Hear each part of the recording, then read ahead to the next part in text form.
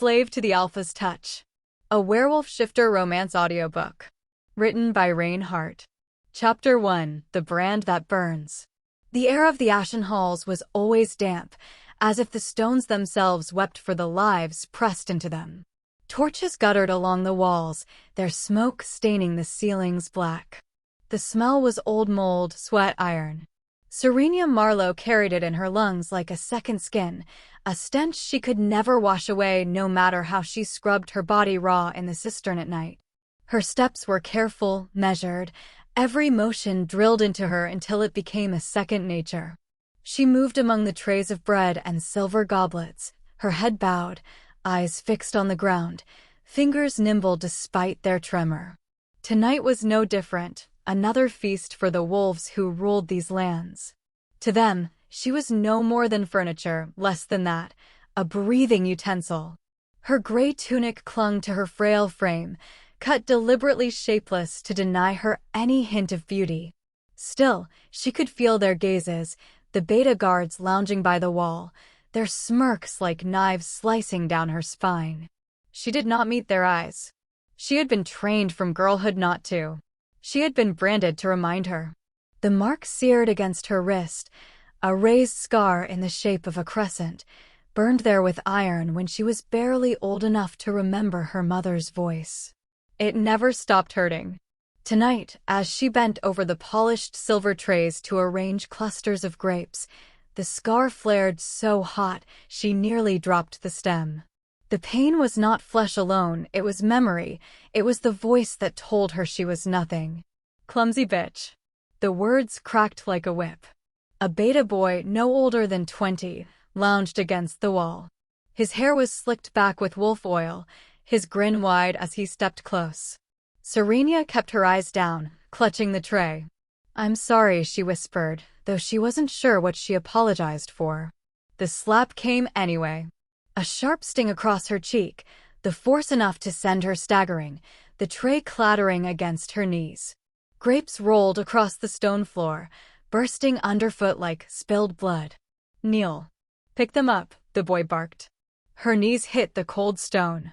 Pain shot through her bones.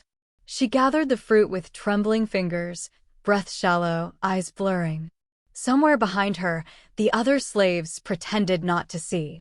They knew better. To look was to invite the lash. Lower, the beta sneered, pressing his boot against her shoulder until she bent almost to the ground. "That's better. Where you belong." Serenya did not cry out. She pressed her lips together until they bled, swallowed the sob rising like bile. Her wolf, that silenced creature buried deep within, whimpered inside her, a faint echo she almost mistook for memory. When the grapes were gathered, she set them on the tray once more and lifted it, arms shaking. The boy smirked and walked away, satisfied. She remained on her knees longer than she needed to, the stone biting into her flesh. Something inside her broke and reformed in that silence, like glass fractured but not yet shattered. At length, Madame Thornwell's voice snapped from across the hall. "Marlowe, on your feet. The feast won't wait for your wallowing." Serenya rose, cheeks burning, and carried the tray toward the tall iron doors that led to the grand hall. She caught her reflection in the polished silver, warped by the curve of the platter. A pale girl stared back at her, hollow eyes, mouth pressed into a thin line. She almost didn't recognize herself. The brand throbbed again, pulling her gaze downward to the scar. She thought of all the years she had spent hiding it under cloth, the countless nights whispering prayers to a moon that never answered. Would dying hurt less than living like this? The thought rose unbidden, cold and sharp. Perhaps death would finally silence the brand's fire, the endless humiliation. Perhaps in death her wolf would find its voice again. But she did not die. She lifted the tray and walked. The grand hall was alive with noise, the clatter of goblets and the low rumble of voices. Wolves filled the long tables, their laughter like thunder. The smell of roasted meat mingled with the musk of fur and dominance. She moved among them unseen, a ghost in a servant's skin, until her name was called. "Bring that one forward." It was Madame Thornwell's command, loud enough to echo across the hall. Every head turned. Serenya froze, tray in hand, her heart hammering. The guards pushed her into the light spilling from the great braziers. For the first time, she stood at the front of the hall, where every gaze could fall upon her. Her stomach churned. She forced her head down, eyes on the floor. But even lowered lashes could not shield her from the weight pressing against her chest, a presence more suffocating than any chain. A shadow moved at the end of the table. The air thickened, every wolf falling silent as he rose. The Alpha King had entered the hall. Alaric Fenar. Serenya clutched the tray so hard her fingers ached. She did not know yet that this moment would change everything, that the brand on her wrist, the mark of her chains, would burn in an entirely new way. She only knew the silence of the hall, the scent of power flooding her senses, and the crushing terror of being seen. Chapter 2: The Feast of Wolves.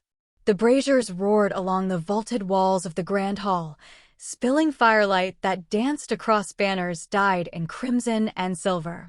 Wolves filled the benches, their voices low, the sound like the rumble of a distant storm. Platters of roasted venison and dripping boar's haunches gleamed in the glow, the air thick with grease and musk. The weight of it pressed against Serenya's lungs as she was shoved forward, the tray trembling in her hands. The hall did not belong to her eyes. She kept them lowered, fixed on the flagstones, but she felt every stare rake across her skin. Each breath she drew was sharp with smoke and dominance. When the herald's voice rang out, announcing the Alpha King's arrival, the air changed. Alaric Fenar entered with the silence of an avalanche. The scrape of chairs ceased, the laughter died. Every wolf bent his head, but Serenya felt his presence without looking, a heavy pressure that clamped around her chest like iron bands. Her brand flared hot against her wrist, searing as though the flesh remembered a punishment not yet given. She wanted to fold into the shadows, to vanish into the gray walls, but Madame Thornwell's hand landed on her shoulder and shoved her forward another step. The tray nearly slipped. Eyes down, the woman hissed. Serenya obeyed. From the corner of her vision, she saw boots of black leather, gleaming with polish, stop at the head of the table. The sound of his voice carried low and steady, like the growl of a wolf pacing the dark. She could not hear the words themselves over the thrum of her pulse, but the tone alone made her knees weaken. "Pour the wine," Heiress Veilthorn's voice rang out, harsh and cutting. He sat among the elders, his beard braided in the old style, his gaze like a knife. "Let the little slave crawl to us. Show our guests how well the king's hounds are trained." A ripple of cruel laughter coursed through the benches. Madame Thornwell jerked her chin, and Serenya dropped to her knees. The tray tilted dangerously, silver goblets clinking. Heat flamed across her cheeks, burning hotter than the firelight. Stone bit into her knees as she moved forward. Each step was a humiliation, each inch on the cold floor another lash of invisible chains. She thought of death again, how sweet it would be to sink into silence instead of this. Slower, Eris barked, and she obeyed, crawling as the goblets rattled in their holders. Her wolf whimpered inside, curling tighter into its silence. She could almost hear it sob. She reached his table at last. Her hands shook as she filled the goblets, the wine sloshing. A drop spilled on Eris's knuckle. He smirked and let it trail down his skin before wiping it on her sleeve. "See? Fit for nothing more than cleaning our mess." More laughter. Her vision blurred. Then the air shifted. Boots stopped beside her. The world seemed to hush, the hall falling into breathless silence. The scent hit her first, something sharp and clean, like frost at midnight, threaded with iron and the faintest whisper of pine. It sliced through the layers of masking herbs she had worn since childhood, tearing them apart. Her stomach twisted violently. Her breath stuttered. The tray clattered against the floor as her arms went weak. The mate bond unfurled like fire in her chest. It surged outward, consuming every corner of her, snapping against the chains she had buried her soul beneath.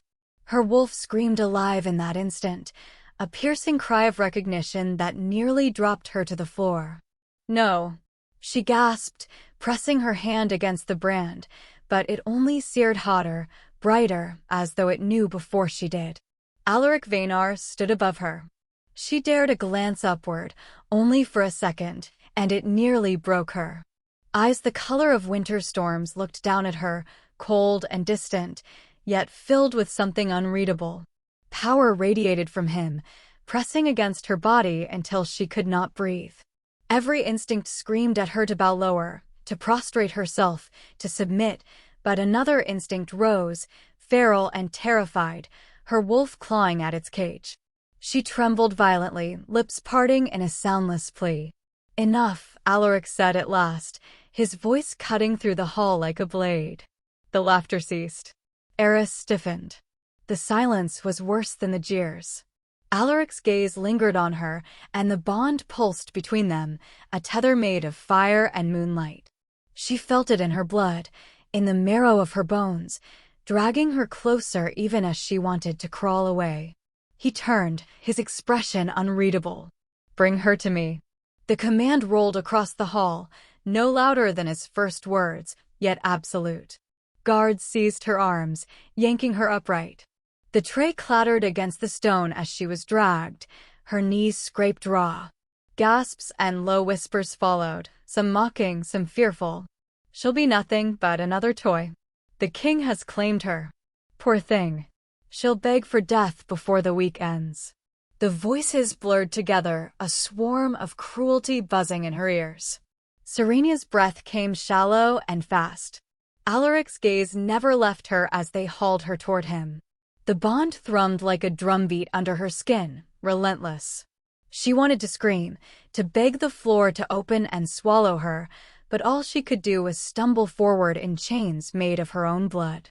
At the foot of the high table, she froze, trembling so hard her teeth rattled. Alaric leaned back in his chair, one hand resting lightly on the armrest, his eyes fixed on her as though he could peel away every layer of her secrets. His lips curved, not in a smile, but in something sharper, something that made her heart thunder in her chest. "Take her," he said again, his tone unyielding, leaving no room for argument. And so they did. The hall erupted into whispers as Serenya was dragged out beneath 100 watching eyes, the mate bond searing her from within, her wolf keening like a wounded thing. She was no longer invisible. She was chosen. And that, she realized with horror, was the most terrifying fate of all. Chapter 3: The Cage of Silk. The doors of Frostspire keeps Royal Wing shut with a hollow boom behind her, and Serenya flinched as though the sound alone could bruise her. The guards shoved her forward until she stumbled across the threshold of a chamber larger than any space she had ever been allowed to breathe in. The air smelled of pine resin and smoke, rich furs lining the floors, tapestries stitched in silver threads hanging heavy on the walls. A hearth roared in the corner, flames dancing bright, throwing warmth into the chamber until her skin prickled. Her eyes darted across gilded mirrors, velvet curtains, a bed large enough to swallow her whole. Silks draped in folds of midnight blue shimmered like liquid. A gown of the same hue had been laid across the mattress, soft and waiting. But all she saw were bars. She did not belong here. Her knees ached from the stone where she'd been dragged only hours before. She could still taste the dust of the ashen halls in her mouth, the echo of laughter scraping against her skin. Her body shook, and she clutched her arms around herself as though she might vanish if she held tight enough. "Dress her." The command cut through the air. She jerked her head up. Alaric Vaynar stood by the hearth, his back half to her, broad shoulders rigid in a tunic of black leather. The fire caught the silver of his belt buckle, the cold gleam in his eyes when he finally turned. He did not move closer, but she felt his presence crash against her like a wave, suffocating, undeniable. Her throat locked. She bowed her head again, as she had been taught, though the brand on her wrist flared so hot it made her vision blur. Two maids stepped forward, their hands firm but not cruel. They stripped away her coarse gray shift, leaving her shivering and exposed. She clutched at nothing, heat washing her face. The silk gown slid over her body, softer than breath, pulling at her ankles like a tide. She could not stop trembling. When they withdrew, Alaric crossed the chamber with a measured step.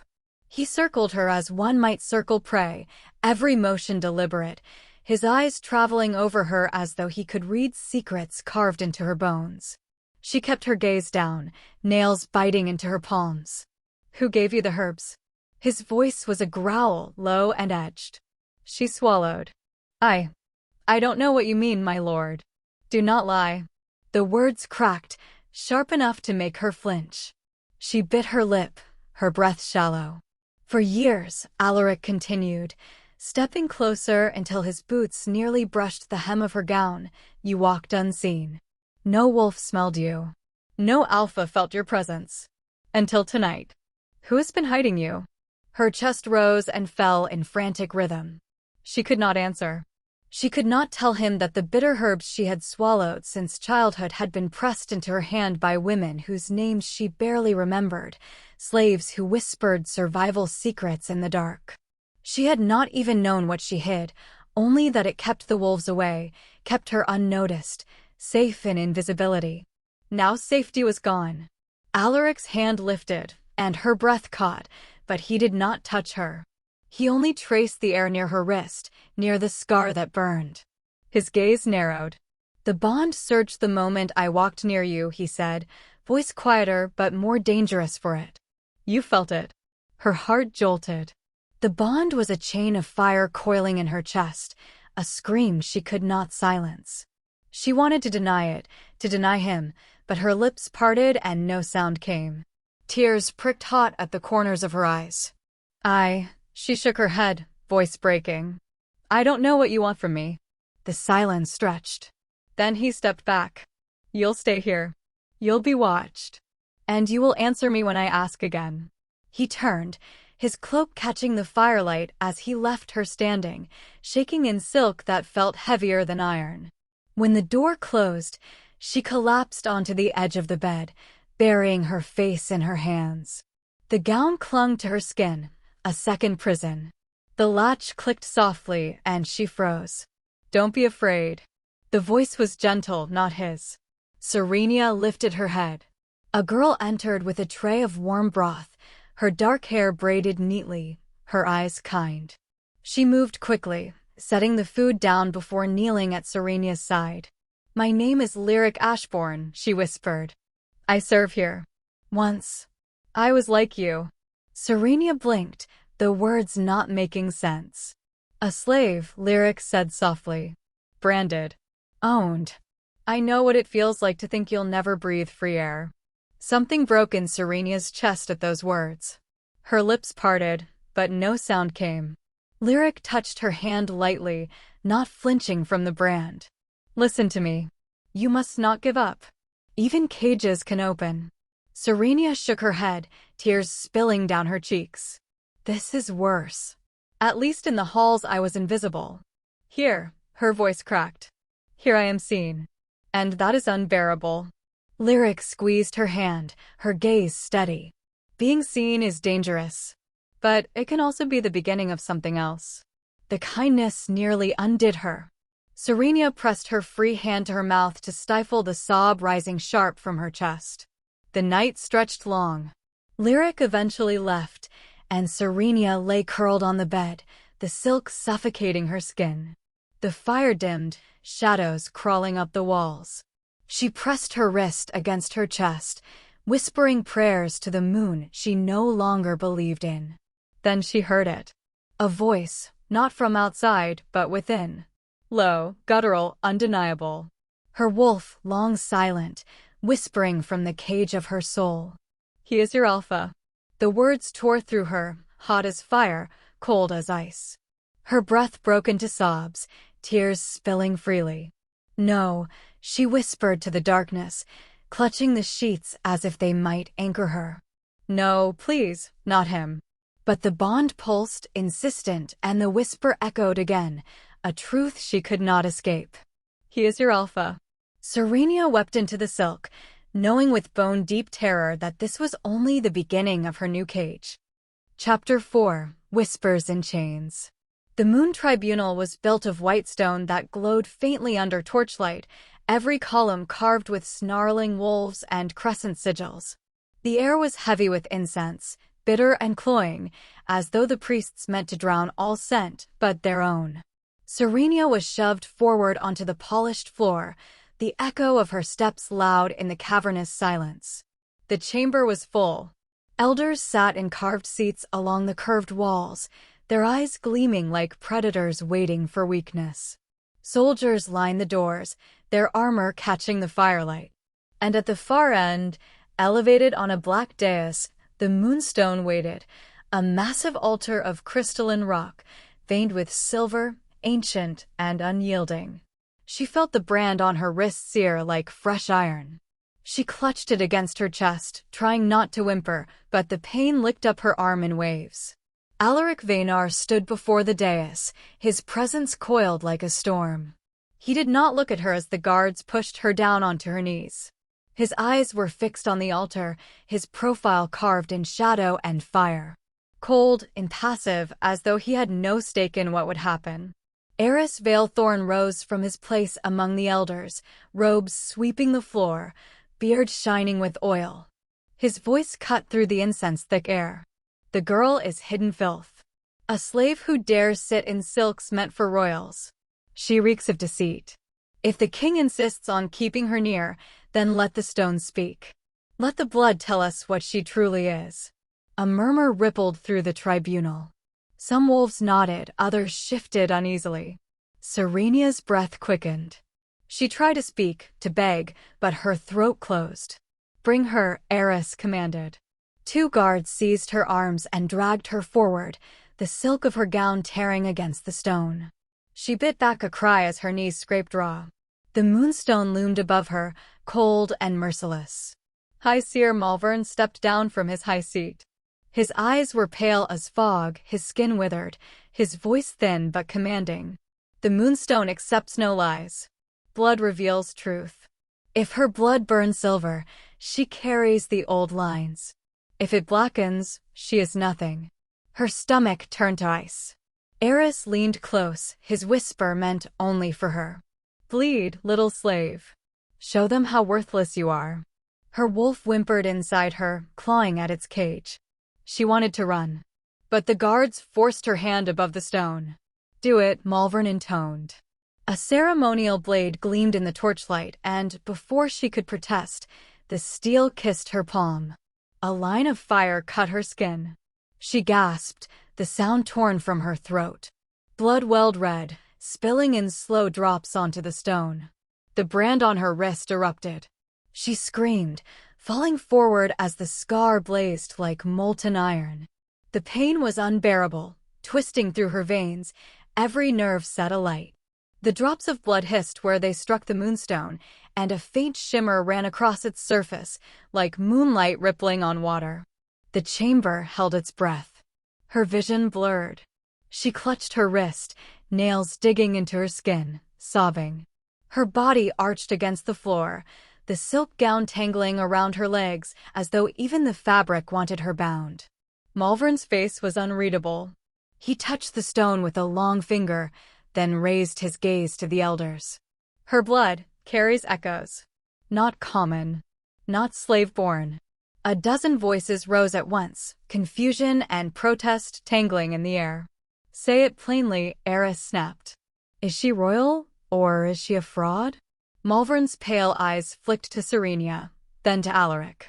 He let the silence stretch until it trembled. "She carries something, but whether it is purity or corruption, the stone does not reveal." The hall erupted. Wolves snarled, some calling for her death, others demanding more proof. Serenya could hardly breathe. Her palm throbbed, blood dripping down her wrist to stain the stone. She swayed, dizzy, the brand still glowing like a brand new wound. Through the haze of pain she lifted her eyes and met Alaric's gaze for the first time. He was watching her now, not impassive, but burning. Fury coiled in the lines of his jaw, his fists clenched at his sides. He looked ready to tear apart anyone who reached for her again. Her heart lurched, hope and terror tangling until she could not tell them apart. Then she collapsed, her body folding to the cold stone, the world dimming at the edges. She was barely conscious when arms scooped her up, strong and unyielding. His scent, pine, frost, iron, filled her lungs, and she realized with a jolt that it was Alaric. He held her close, as if daring anyone to try and take her away. "Enough," he growled, his voice reverberating through the hall. The chamber stilled. From where he stood, Eris's voice slid like poison. "You know what this means, King. If she is royal blood, her claim could eclipse yours. Her very existence could ruin you." Alaric's expression did not change, but shadows deepened across his features. His grip on Serenya tightened until she whimpered, and he strode toward the doors without answering. Serenya buried her face against his chest, trembling, certain she would not see another dawn. Chapter 5: Frost and Fire. The garden behind Frostspire Keep was no garden at all in any tender sense of the word. It was a place of marble paths and thorned hedges, of pale trees whose roots clutched the earth like talons. Moonlight soaked the leaves in silver, turning every branch into a ghost. The guards had left her there after sunset, her movements confined to a narrow stretch between frozen fountains and walls taller than any hope. It was not freedom. It was a cage made pretty. Serenya pulled her shawl tighter around her shoulders, though the night was sharp enough to slip through fabric and cut bone. She walked in small circles, trying to steady her breath. The wound on her palm still ached from the tribunal, the bandage beneath the shawl damp where blood had soaked through earlier. The brand on her wrist burned more faintly now, but even when quiet, it was never silent. The silence broke with a sound too deliberate to be the wind. Boots scraping across the gravel path. She froze. Alaric Vaynar stepped out from the shadows beneath the twisted oaks. His presence filled the air like frost creeping into lungs. He wore no crown, no armor, only a dark cloak, open enough that she glimpsed the hard lines of leather beneath. Even stripped of regalia, he carried the aura of command like another skin. Her throat closed. She lowered her head, as always, but she could feel the weight of his gaze pinning her in place. "Who are you really?" His voice carried no patience. It cracked through the garden's hush like an axe splitting wood. She stammered, lips moving without sound. I am no one." "No one does not bleed silver," Alaric snapped. He crossed the path in 3 strides, his boots crunching frost. The air around him sharpened, charged. He loomed over her, tilting her chin up with a single finger so she was forced to meet his eyes. Storm-colored eyes, burning with a light that unsettled her marrow. Her breath faltered, her heart thundering against her ribs as if it might shatter bone. The mate bond pulsed alive again, dragging her soul toward him even as she trembled in terror. "Tell me who gave you the herbs," he growled. "Who taught you to hide what you are?" Tears pricked her eyes. "I don't know their names. They were slaves like me. They only wanted me safe." His jaw tightened, sharp as the edge of a blade. "Safe? You think hiding yourself makes you safe? It only made you mine without me knowing." The word mine landed heavy. Her knees threatened to buckle. She shook her head frantically. "Please, don't say that. I can't." "Can't what?" His voice dropped lower, but it grew no softer. His hand slid from her chin to her throat, not squeezing, only holding, as though reminding her he could command every breath. His scent filled her iron and cold forest. She hated that it made her lungs seize, hated that the bond made her body lean forward when her mind screamed to retreat. "I can't belong to you," she whispered, voice cracking. "I can't survive another master." A snarl curled his lips, sharp enough to show the hint of teeth. For a moment, his eyes flashed too bright, and she saw the beast stirring beneath his skin. His breath came hard, shoulders taut, his body trembling at the edge of shifting. The air around him grew hot, though frost still clung to the stones at their feet. Her wolf whimpered inside her, not with fear this time, but with recognition. Alaric bent close, his mouth beside her ear, the growl trembling through his chest. "Every instinct in me says you are mine. Don't lie to yourself. Don't lie to me." Her lashes fluttered shut, a tear breaking free to streak down her cheek. The heat of him overwhelmed her senses. The brand on her wrist seared in rhythm with her heartbeat, as if the mark itself agreed with him. Her whole body trembled, caught between recoil and surrender.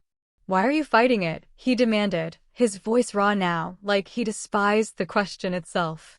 "Because it terrifies me," she whispered, choking on the truth. "Because I don't want you." That broke something in him. A dangerous sound rumbled from his throat, low and guttural. His grip on her throat tightened just enough for her to gasp, then loosened, as though he warred with himself. His forehead pressed against hers, a closeness she had never known, unbearable and intoxicating. For a heartbeat, she thought he would devour her, claim her under the shadowed trees where no eyes could stop him. The mate bond surged hot between them, a chain of fire pulling her nearer. "Say it," he growled, his lips nearly brushing hers. "Say you feel it." Her lips trembled open, but no words came. She shook her head desperately, tears wetting his jaw. The moment shattered with footsteps. "Your Majesty." Alaric's voice rang soft, but steady from the path. She had come carrying a lantern, the warm glow breaking through the icy dark. Her eyes flicked quickly to Serenya's tear-streaked face, then to Alaric, whose hand dropped away as though burned. Alaric straightened, his expression snapping back into the cold mask of command. He said nothing more. He only gave Alaric one long, unreadable look before striding away, his cloak cutting through the frosted air. The silence he left was heavier than his presence had been. Alaric hurried to Serenya's side, grasping her hands. "Are you hurt?" Serenya shook her head, though her body trembled so violently her teeth clattered. Alaric wrapped an arm around her shoulders, guiding her back toward the lantern's glow. But Serenya knew the truth. She had seen the hunger in his eyes. She had felt the bond thrumming too violently to be denied. He was both her nightmare and her shield, her captor and her only protector. That night, when she finally collapsed into bed, sleep came like drowning. And in her dreams, she was in a forest of shadows, wolves circling, their teeth sinking into her skin. She screamed as they tore her apart. Yet through the nightmare, a single hand reached toward her, strong, commanding, familiar. Alaric's hand. And though she ached to take it, her own hand froze inches away, paralyzed by fear. Chapter 6: The Collar of Gold. The council chamber of Frostspire Keep had always felt more like a sanctum of ice than a hall of power. The vaulted ceiling was carved from pale stone that gleamed with frost crystals, their edges catching the torchlight and scattering it into sharp, shimmering fragments.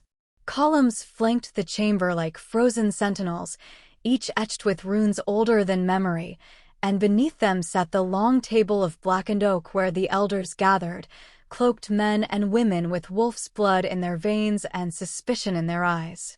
Serenya stood at the heart of it, caught in the center of their circle like prey brought into the hunt. She had been summoned, not asked, and her knees trembled beneath the thin folds of her gown. The walls closed in with every second, as though the frost itself wanted to swallow her whole. At the head of the chamber sat Alaric Vaynar, King of Frostspire, his presence dwarfing the gilded chair in which he leaned. He had not spoken yet. He only watched her, and she could not endure it. His gaze was a weight pressing against her chest, burning, demanding. It was not just authority that emanated from him, it was the pull of something older, darker. The mate bond gnawed at the air between them, invisible chains tightening whenever her eyes dared meet his. Finally, his voice cut through the silence. "She belongs to me." The words rang like the toll of a bell, sharp and final. A ripple moved through the chamber. Elders shifted in their seats, exchanging wary looks, some with smirks, some with clenched jaws. Serenya's breath caught. "Me?" Alaric rose to his feet. His height seemed unnatural beneath the cold light, his shadow stretching far beyond him. In his hand, he held something coiled and glimmering, a necklace wrought of pure gold, fine links woven with delicate artistry. It shone cruelly in his grip, too beautiful to be anything but a weapon. He approached her slowly, each step deliberate. Serenya wanted to step back, but her body betrayed her, her feet rooted, her lungs shallow. When he stood before her, close enough that she could feel the heat radiating off his body, she thought she might collapse. He lifted the chain, his voice pitched low so only she could hear. "No one will question who you are, Serenya Marlowe. No one will dare touch what is mine." Her heart thundered against her ribs. The bond pulsed, electric and suffocating, the scent of him threading into her head like smoke. And yet his words, mine, were shackles, gilded and merciless. She should have screamed. She should have torn herself away. Instead, she stood trembling as his fingers brushed her neck. The gold settled against her skin, cool and heavy. The clasp clicked into place with the finality of a prison gate. The chamber erupted with murmurs. Heiress Veilthorn leaned back in her chair, her mouth curved in something too sharp to be called a smile. "A collar of gold," she said aloud, her voice lilting with mockery. "Fitting for a slave's daughter. Dress the chain however you like, my king, it will not change what she is." The words slashed through Serenya like a blade. Her hands flew up to the necklace instinctively, as though she could tear it away. But the links did not budge. The weight of it dug into her collarbone, heavier than any iron shackle she had ever worn. Rylan Garrick, the elder with a scar running down his cheek, scowled. "Are we to accept this girl in the court of Frostspire? To call her, what? Concubine? Whore? This is no queen. This is no mate fit for a king." The chamber darkened as Alaric's temper shifted, a chill coursing through the air. His voice dropped to a growl that carried the echo of his wolf. "She is mine. That is all you need to know." Serenya shuddered. Every instinct screamed at her to flee, to hide, to vanish into the shadows of the garden where at least the roses could whisper her grief back to her. But here she stood, a spectacle before the wolves, branded by gold instead of iron. Heiress's gaze slid to Serenya with deliberate cruelty. "Tell me, girl, does it feel different? Being paraded with jewels instead of chains? Or is this collar just heavier to carry?" Her throat closed. She could not speak, not with all their eyes burning into her. She lowered her gaze, staring at the frost-rimed stones beneath her feet until her vision blurred. Alaric's hand brushed her jaw, lifting her face with a gentleness that was worse than cruelty. He wanted her to look at him, to see only him. And when she did, she felt the shiver of something traitorous inside herself relief. As though the necklace, heavy as it was, also shielded her from their daggers. She hated it. She hated him. And still her pulse quickened beneath his touch. The council dispersed with mutters and dark glances, some unwilling, some curious, all unsettled. When the last of them had gone, Serenya finally allowed herself to breathe. She reached for the chain again, tugging, testing. It clung stubbornly to her skin, immovable. Alaric watched her from across the chamber, his expression unreadable. "Do not fight it," he said quietly. "The collar does not come off." Her blood froze.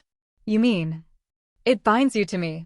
It warns me if you stray, if you run, if you are threatened.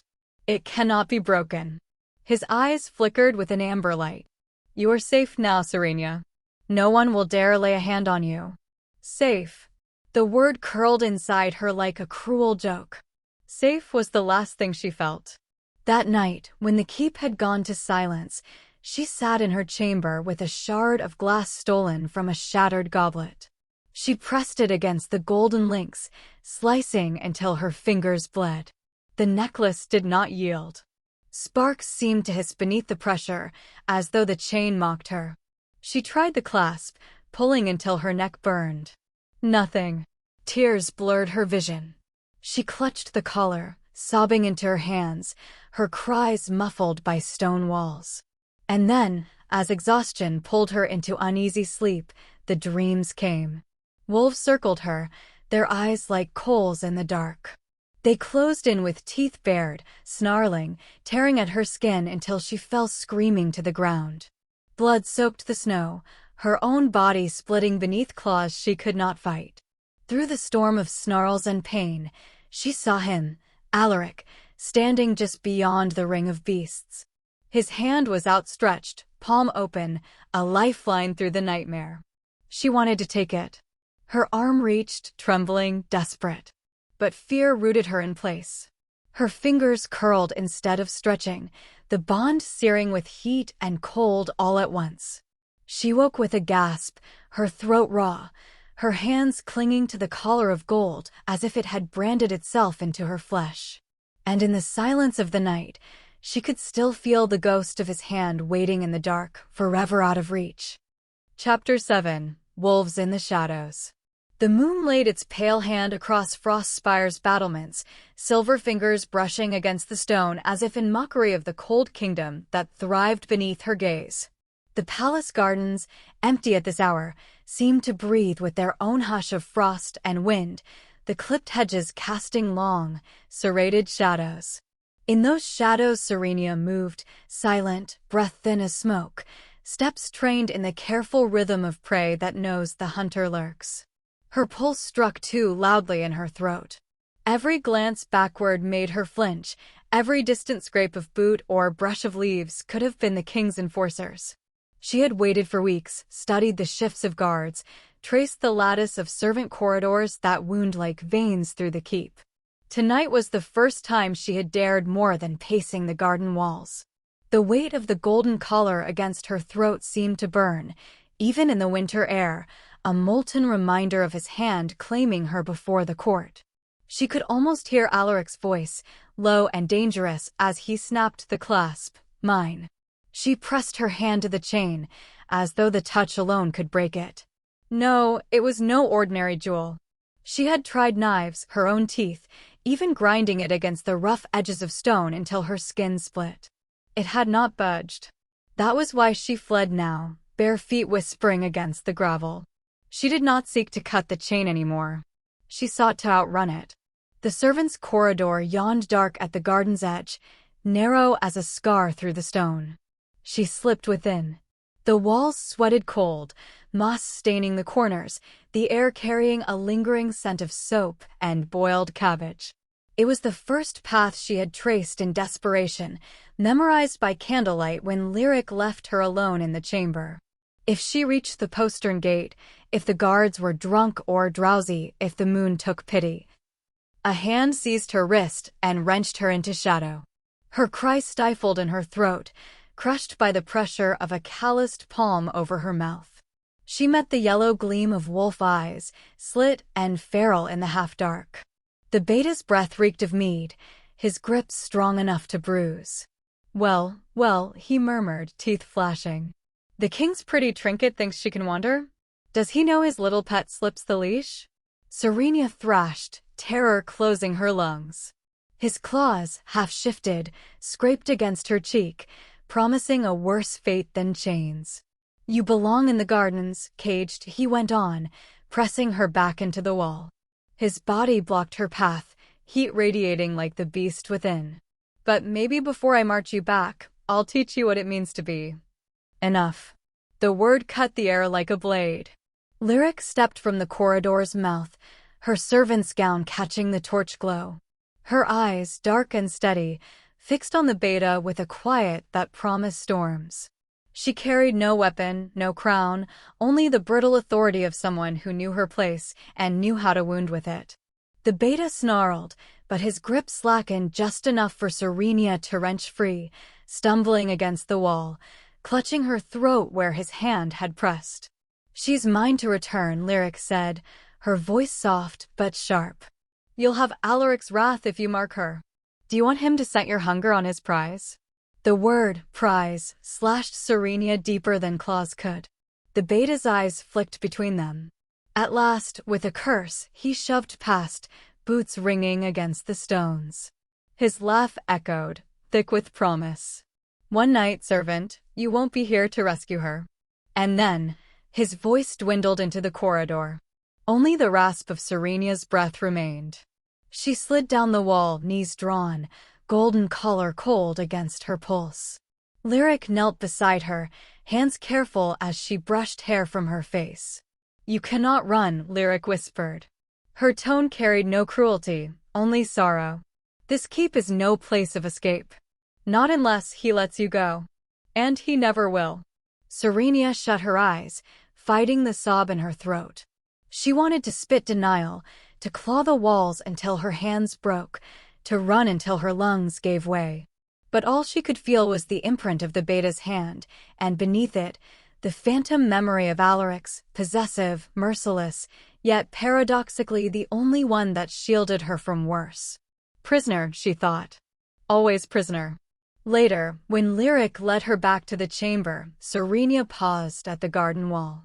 A slab of stone jutted oddly, weathered with age. On it, carved shallow but sharp, lay words in the old tongue. She traced them with her fingers, whispering aloud as if they might answer her. "The blood of the crown does not sleep." The words pulsed in her like a heartbeat. For the first time since the chain had locked around her throat, she felt not just fear, but the tremor of something else, something that might be power, or ruin, or both. And behind her eyes, when she closed them, the dream began again, wolves circling, teeth tearing, her body breaking under their frenzy. She reached for a hand in the dark, Alaric's hand, and still could not make herself take it. Chapter 8: The Howl of the King.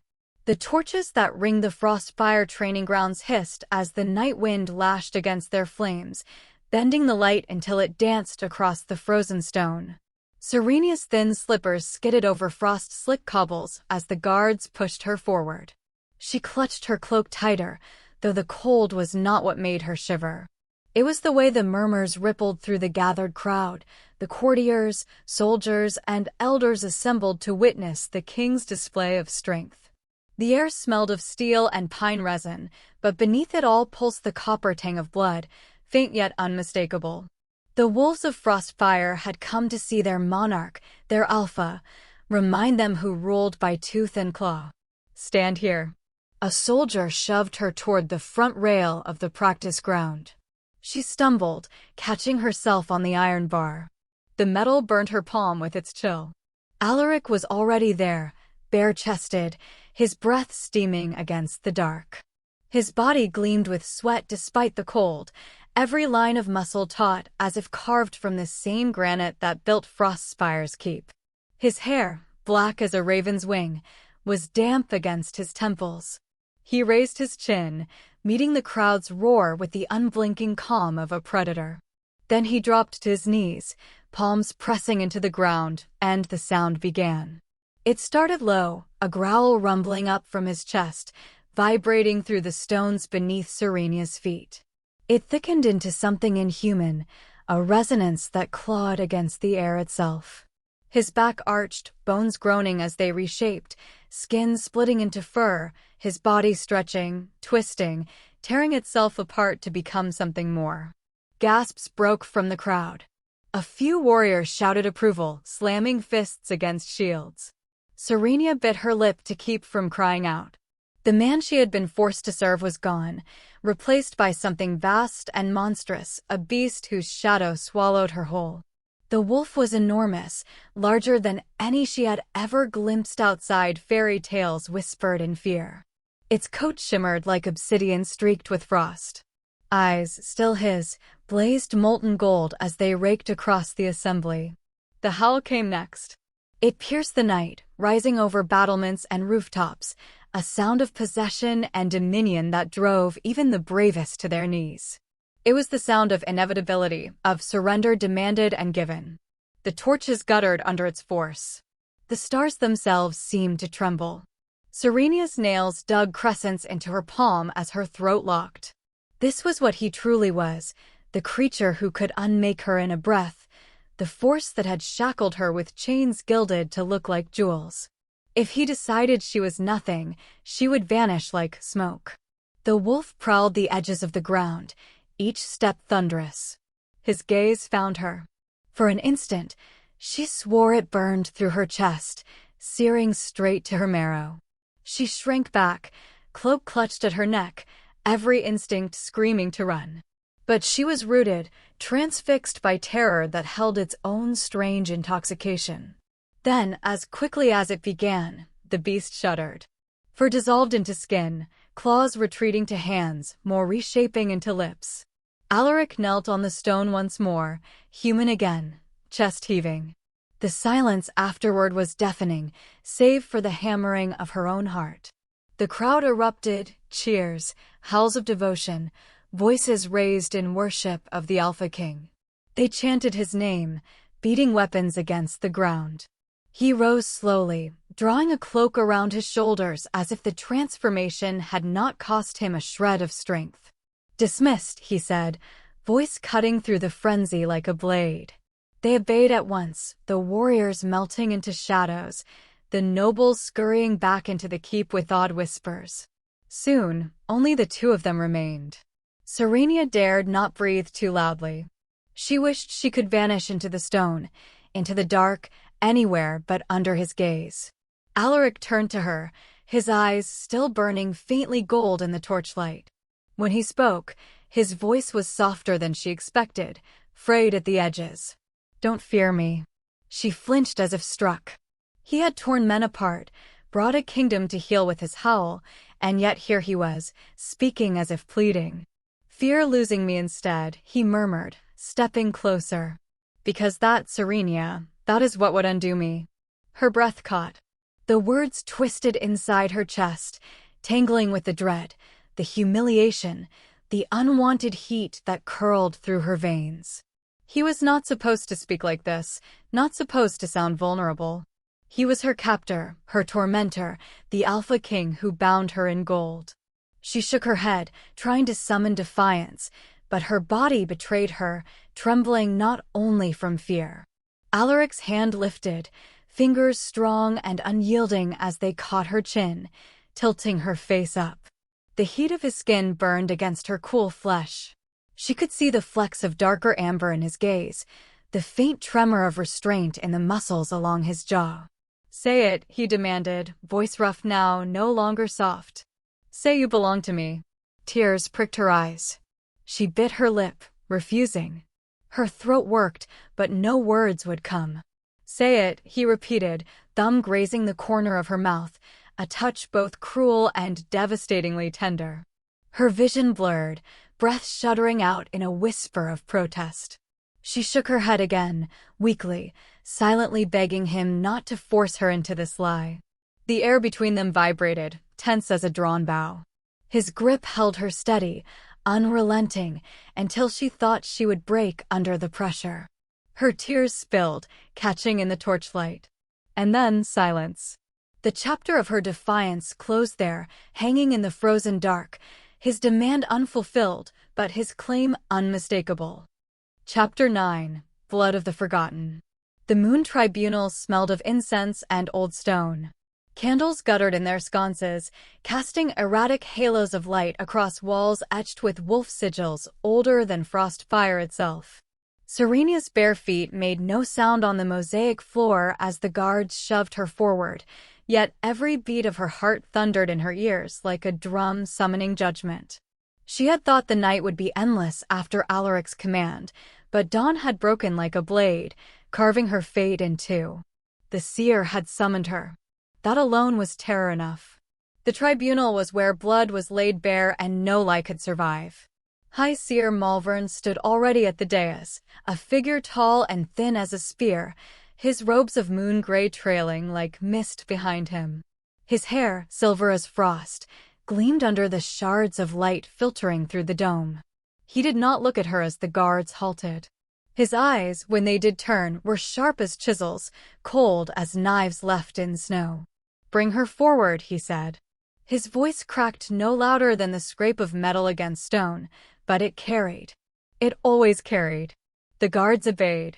They gripped her elbows hard enough to bruise, guiding her toward the altar carved of moonstone. The stone shimmered faintly as though breathing, as though aware. Serenya's throat closed. She wanted to twist, to flee, but her knees would not obey. The tribunal's air was too heavy, the walls too near, the weight of unseen wolves pressing her between their teeth.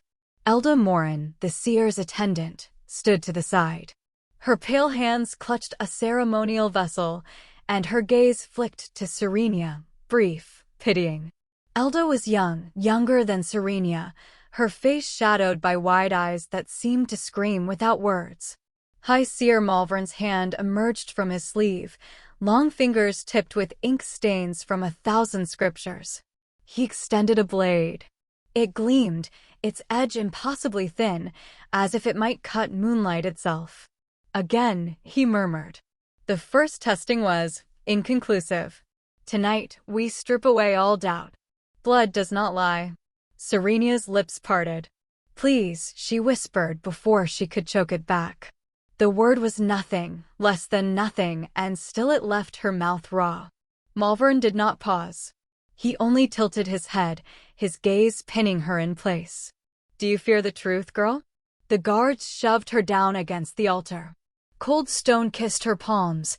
Her wrists wrenched forward until her hands lay upon the carved indentation where countless offerings had bled before. The blade's chill brushed her skin. She gasped, flinching. The steel bit. A line of blood welled crimson across her palm, trailing into the groove cut deep into the stone. The tribunal waited. At first, nothing. Her breath caught in her lungs, the silence unbearable.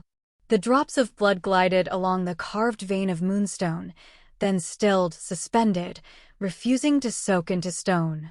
Then it happened. Silver fire erupted. It flared upward, licking air with a flame that gave no heat, casting light brighter than the torches, purer than dawn. The whole hall blazed with it, reflections bouncing wild across the sigils. Every shadow fled. The guards recoiled, muttering curses. One crossed himself, another staggered back as though burned. Serenya cried out and pulled her hand back, but the flame clung to her blood like silk threads, sparking alive. She stared at her palm. The cut itself no longer bled. Instead, silver fire seeped from the wound, shimmering like liquid starlight. The hall gasped in unison. Malvern did not move. His eyes, black pits ringed with frost light, narrowed, calculation flickering. His lips parted, but no word left them. It was Elda who broke the silence. She took a sharp step forward, her voice trembling but urgent. It cannot be. The flame of the moonblood, it has been lost for generations. Her gaze snapped to Serenya, and suddenly pity became awe, terror, devotion. She leaned in, whispering harshly, words for Serenya alone. You are not a slave. Your blood tells another story. Your mother was royal. Serenya's stomach plunged, her skin cold beneath the blaze still dancing on her palm. No, she rasped. The word broke, fragile. No, that's not. But the fire did not fade.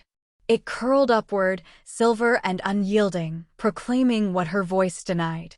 Her breath came sharp, shallow. The room swayed. She had been nothing her whole life, chattel, property, nameless. Now the blood that had damned her lit her flesh with an unholy coronation. Her chest heaved, betrayal cutting deeper than the knife. If I am royal, why was I left in chains? Why did no one come for me? Malvern stepped down from the dais. The fire's reflection rippled in his eyes as he studied her. Enough, he declared at last, his voice carrying the weight of a bell-tolling doom. The moonblood burns silver. There is no refuting it. Her lineage is not of servant stock. She bears the spark of the forgotten line. The guards shifted uneasily. None dared touch her now. Elda dropped to her knees beside Serenya, hands trembling around the vessel she carried. They hid you, she whispered fiercely. But no flame can be smothered forever. Do you hear? You carry more than chains. You carry their crown. Her words were meant to console, to embolden. Instead, they carved Serenya open. Crown. Blood. Lineage. The syllables rang in her head like shackles reforged of silver fire. The door at the far end creaked. Bootsteps entered, echoing hard across the mosaic floor. Alaric Vaynar, King of Frostspire, strode into the tribunal like a shadow come to devour light. His eyes fell first upon her blood, still burning against Moonstone. His jaw clenched. A muscle flickered in his cheek. He did not speak as he came forward, but the air bent around him, wolves bowing in spirit to his presence. High Seer Malvern turned to him, voice smooth but sharpened with intent. "Do you see it, my king? The proof lies before you. The girl you keep under guard is not the chattel you believed. She is a threat. A blood claimant to your throne." Serenya froze.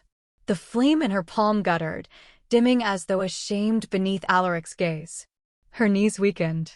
She wanted to beg, not for freedom, not for recognition, but for the earth to open and swallow her before his eyes could pin her in this moment. Alaric said nothing for a long time. Only the sound of his breathing filled the chamber, slow, steady, as if he controlled even the rhythm of air itself. At last, he spoke, voice low, carrying more danger than any howl. "She is mine." The words shattered something in the air, made even the seer's composure waver. Malvern's eyes narrowed further. "Yours, yes," the seer said, "but not harmless. You guard not a servant, Alaric, but a bloodline that could one day unmake your reign. The blood of the forgotten does not kneel. It does not vanish. It rises." The silver flame flared one last time, a defiant pulse, before vanishing into Serenya's skin. The tribunal plunged into silence. Serenya bowed her head, her vision blurred with tears she could not let fall. She had thought there was nothing left to take from her, yet hope, fragile as glass, had been given only to cut her open. Malvern's voice, cold as the grave, lingered in the chamber. "You guard not a slave," he told the king. "You guard a threat to your crown." And the air turned to ice. Chapter 10: The Kiss of Chains. The wind outside the Frostspire keep howled like the mournful song of wolves circling the darkened mountains, but the king's chamber was warm, suffocating in its silence. The stone walls were lit with braziers that threw gold over iron, shadows over carved ice. Serenya stood at the center of that chamber like a prisoner already condemned, though no shackles were upon her wrists. The chains she felt were invisible, threaded deep into her blood and her breath. Alaric closed the door behind him with a deliberate weight, and the echo of it shuddered through her chest. He moved like the wolf she had seen in the training grounds, not in form but in presence, the weight of power bending the air, every step too near. "You think I do not hear their whispers?" His voice was low, cold, as if he spoke to a traitor rather than to the trembling girl before him. "Blood of kings," they murmur. "Not a slave, but a threat to me." His eyes caught the firelight, burnished silver, merciless and unblinking. "Tell me, Serenya, is it true? What are you hiding from me?" Her lips parted, but sound tangled on her tongue. The truth she barely understood herself. The words Elda had whispered, "Your mother was of the royal line," had not left her mind since the tribunal. They pressed against her skull until even breathing was pain. I don't know," she whispered. "I was nothing. I am nothing. Please." The king crossed the chamber in 3 strides and seized her arm. His grip was not cruel, not enough to bruise, but it burned like molten iron. He pulled her closer until she was caught against the breadth of his chest, her head tilted back to meet his piercing gaze. "Do not lie to me." His breath was harsh against her cheek, steady as a growl. "Your blood burned on the moonstone. No slave's blood does that. Do you know what that means, Serenya?" She shook her head, tears blurring the world. "It means danger. For me. For you. For both of us." For a heartbeat his gaze softened, but then a darker shadow moved through it, the shadow of hunger that was not hunger alone. He leaned down, his lips grazing the curve of her jaw. She shivered violently, every nerve betraying her. "I should end this now," he murmured, voice rough as claws over stone. "I should tear you apart before the truth ruins everything. But I cannot." She tried to twist free, but the bond betrayed her. The mate bond, that relentless tether, coiled through her veins like fire. Every time she pulled back, the burn worsened. Every time she breathed his scent, the ache in her chest deepened. Fear and desire tangled so tightly she could not tell them apart. "Alaric," her whisper was broken, a plea and a warning. His hand slid to her waist, firm, claiming as though to anchor her trembling body. "You tremble as though I am your executioner. But I swear to you, Serenya, it is not my wrath you should fear, it is how much I want you." Before she could beg him to stop, before she could form words at all, his mouth descended upon hers. It was not a gentle kiss, not the soft touch of tenderness. It was a command, a seal, an unyielding fire. His lips claimed hers with such force that she gasped, and in that gasp he stole her breath, her denial, her sanity. The chamber seemed to collapse around them. The bond roared, every thread between them igniting until her knees nearly gave.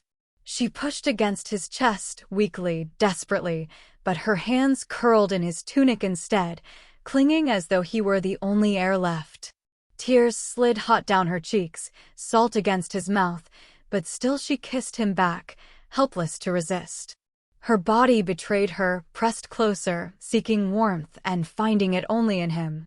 His hand tangled in her hair, tilting her head to deepen the kiss, and her cry was swallowed whole. She felt consumed, devoured by something larger than herself, something she could neither fight nor flee. When at last he tore his lips from hers, she was gasping, shuddering, her tears streaking her face. His forehead pressed against hers, breath ragged, eyes blazing with torment. "Do you see what you do to me?"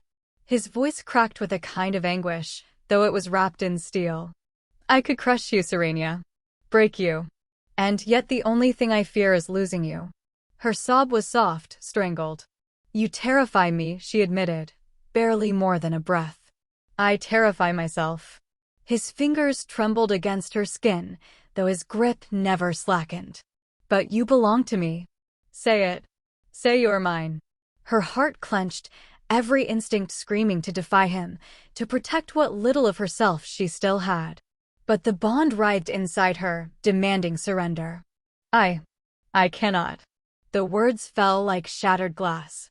His hand rose, strong fingers gripping her jaw, forcing her to meet his gaze. His thumb brushed her tear-wet cheek with unbearable tenderness, even as his hold was unbreakable. "Say it." His tone was not a request, it was a decree. She shook her head, sobbing. "No, please, don't make me." The chamber door groaned open, and the moment shattered. Alaric stepped into the room, her presence like a blade slicing through the air. Her eyes took in the scene, the trembling girl, the king's possessive grip, the tears still shining on Serenya's cheeks, the closeness of lips that had only just broken apart. For a long breath she said nothing, and the silence was crueler than any shout. Then her voice came, low, quiet, edged with something like pity. "You must understand, Serenya," she murmured, her gaze fixed on the girl. "He saved you.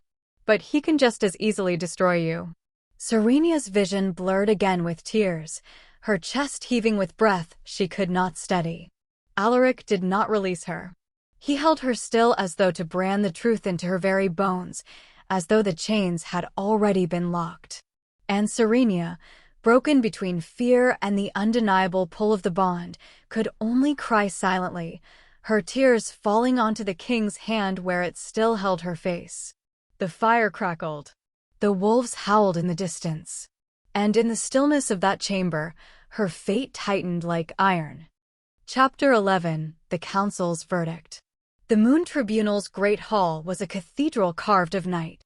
Every arch of obsidian and silver bore the etched glow of ancient glyphs, all fed by the veiled light of a fractured moon spilling through the aperture high above the dais. Serenya stood beneath that cruel radiance, her knees unsteady against the marble floor that seemed to hold the echo of every judgment uttered in this place. Her wrists still bore faint red marks where the chains had clasped her in nights past. Now they were unbound, but the freedom was an illusion. Every eye upon her weighed more than iron shackles ever could. The circle of elders lined the semicircular seats, their robes the color of bleached bone, their faces shadowed by hoods trimmed with frost silver thread.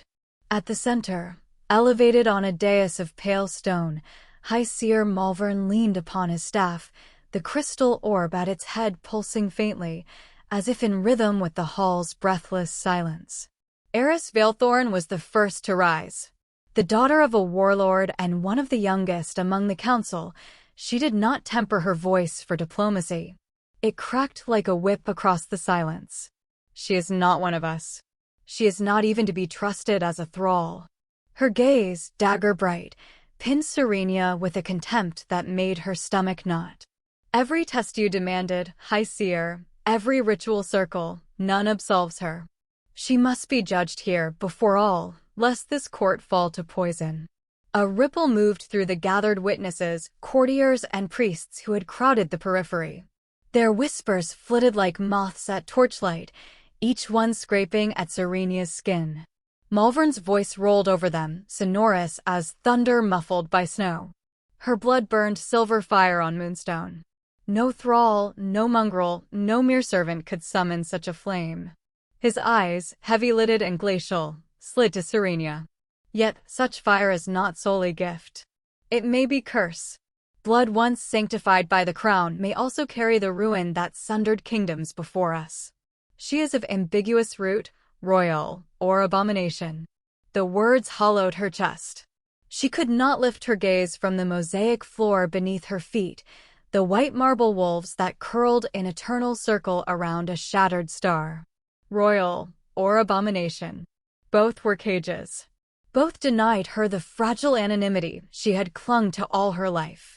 Her lips parted, dry as cracked stone, but no words came. From the throne seat at the hall's heart, Alaric Vaynar rose.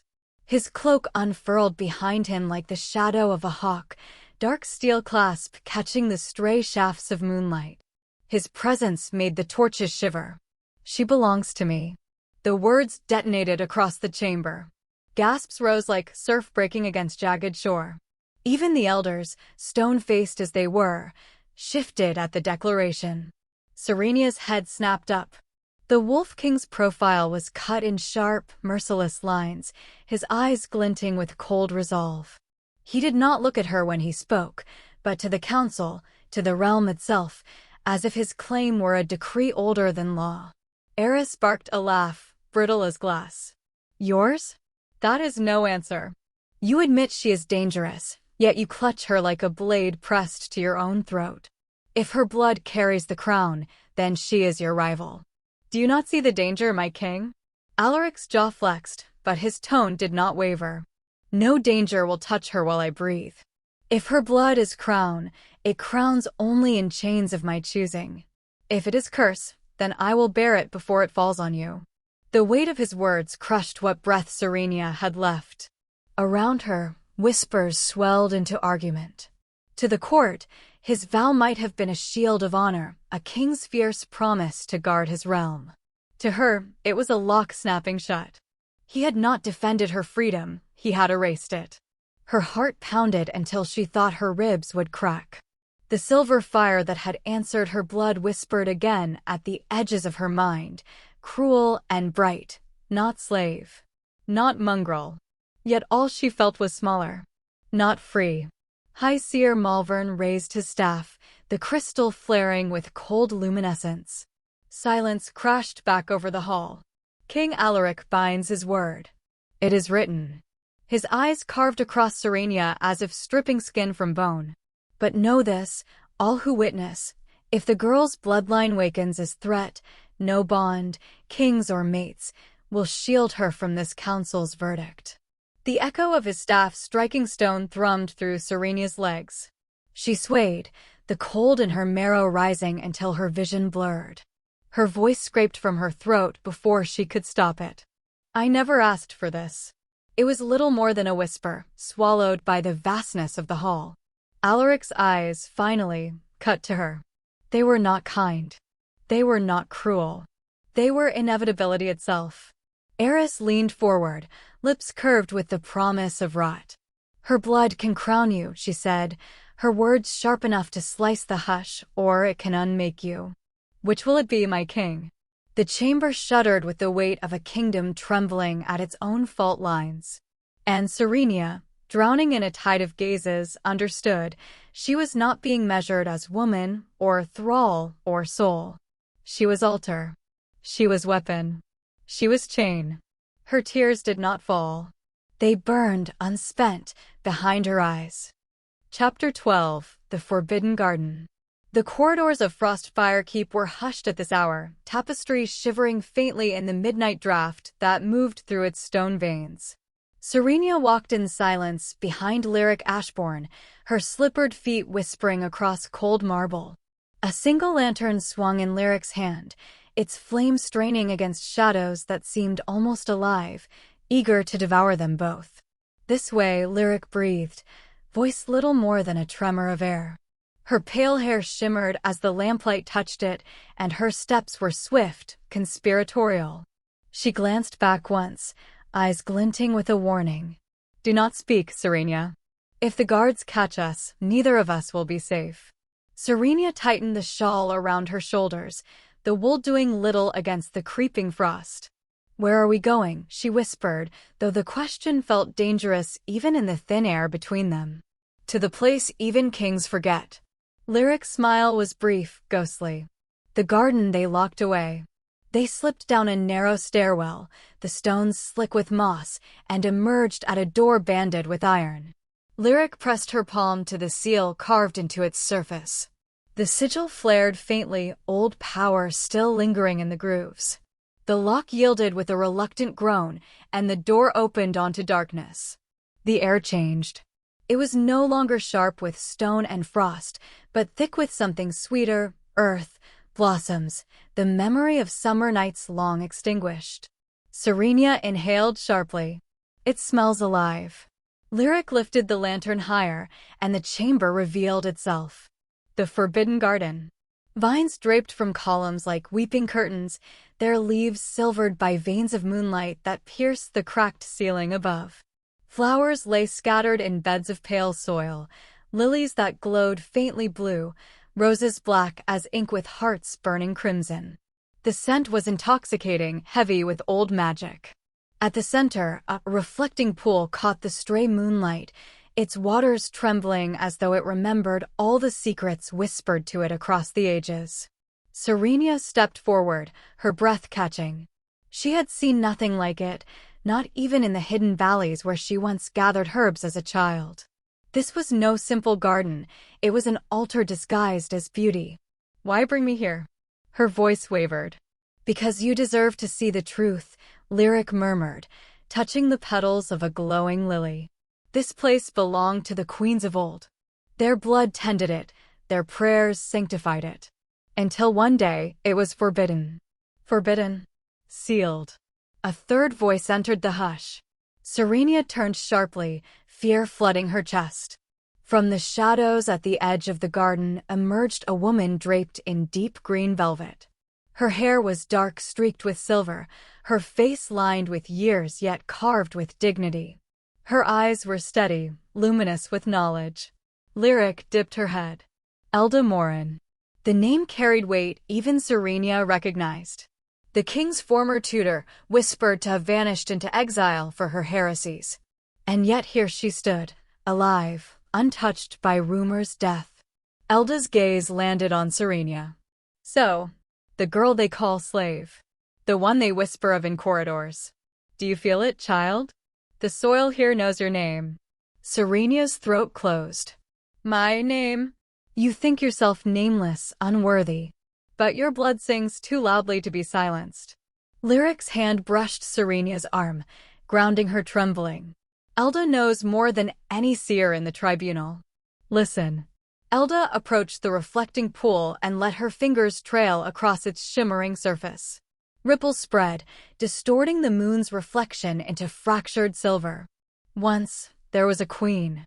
Not the consort sung in taverns, not the name carved into the chronicles. She was of equal crown, chosen not by politics but by bond. She bore a child, yet her existence was erased, as though she were a stain upon the lineage. Serenya felt the world tilt beneath her. Why would they erase her? Because power fears rivals. Because truth is more dangerous than any lie. Elda's eyes found hers, sharp and unyielding. Your mother was that queen. The words pierced deeper than any blade. Serenya staggered back, heart hammering. She shook her head. No, that cannot be. My mother, she died with no name, no honor. I was nothing. Less than nothing. You were made to believe that. Elda's voice softened, but it did not break. But I knew her. I saw the crown denied her. And I see her in you. The garden seemed to pulse with her words, leaves stirring though no wind moved. Serenya wrapped her arms around herself, trembling violently. The weight of Alaric's claim, the sneers of Eris, the chains of her life, they all suddenly cracked, and beneath them lay a truth so terrifying she could barely breathe. Alaric leaned close, whispering at her ear. Do you see now why they fear you? You are not merely a slave. You are a question to their throne. Serenya's eyes filled with tears she could not command. For the first time, something like hope coiled within her, fragile and cruel. Could it be true? Could she be more than the king's captive, more than the bond that chained her? Elda's gaze turned grave. But you must guard this truth as you would your heartbeat. Tell no one. Not the council. Not the court. And especially not him. Serenya swallowed hard. Not Alaric. Especially not Alaric. The name hung in the air like a blade suspended above them all. The lantern sputtered, shadows deepening against the marble. Serenya pressed a trembling hand to her chest, feeling the thrum of her heart as though it might betray her with its noise. Hope burned inside her, but fear smothered it just as swiftly. She was not free, not yet. Perhaps never.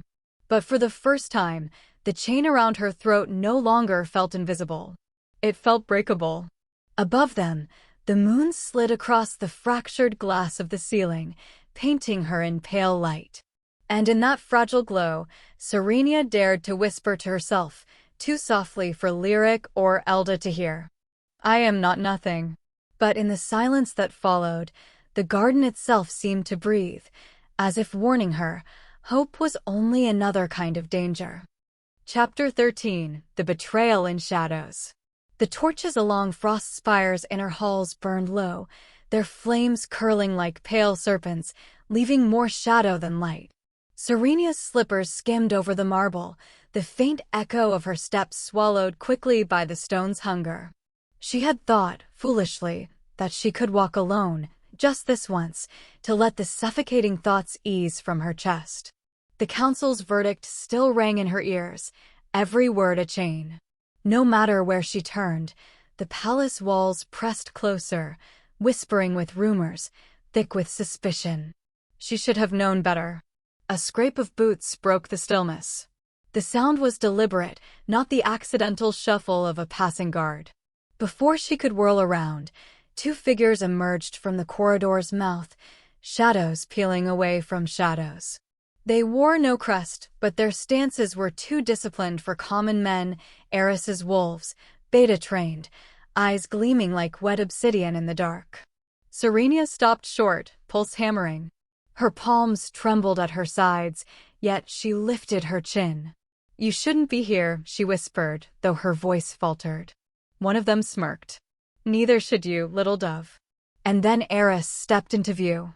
His cloak brushed the floor, the silver clasp at his throat catching what little light the torches spared.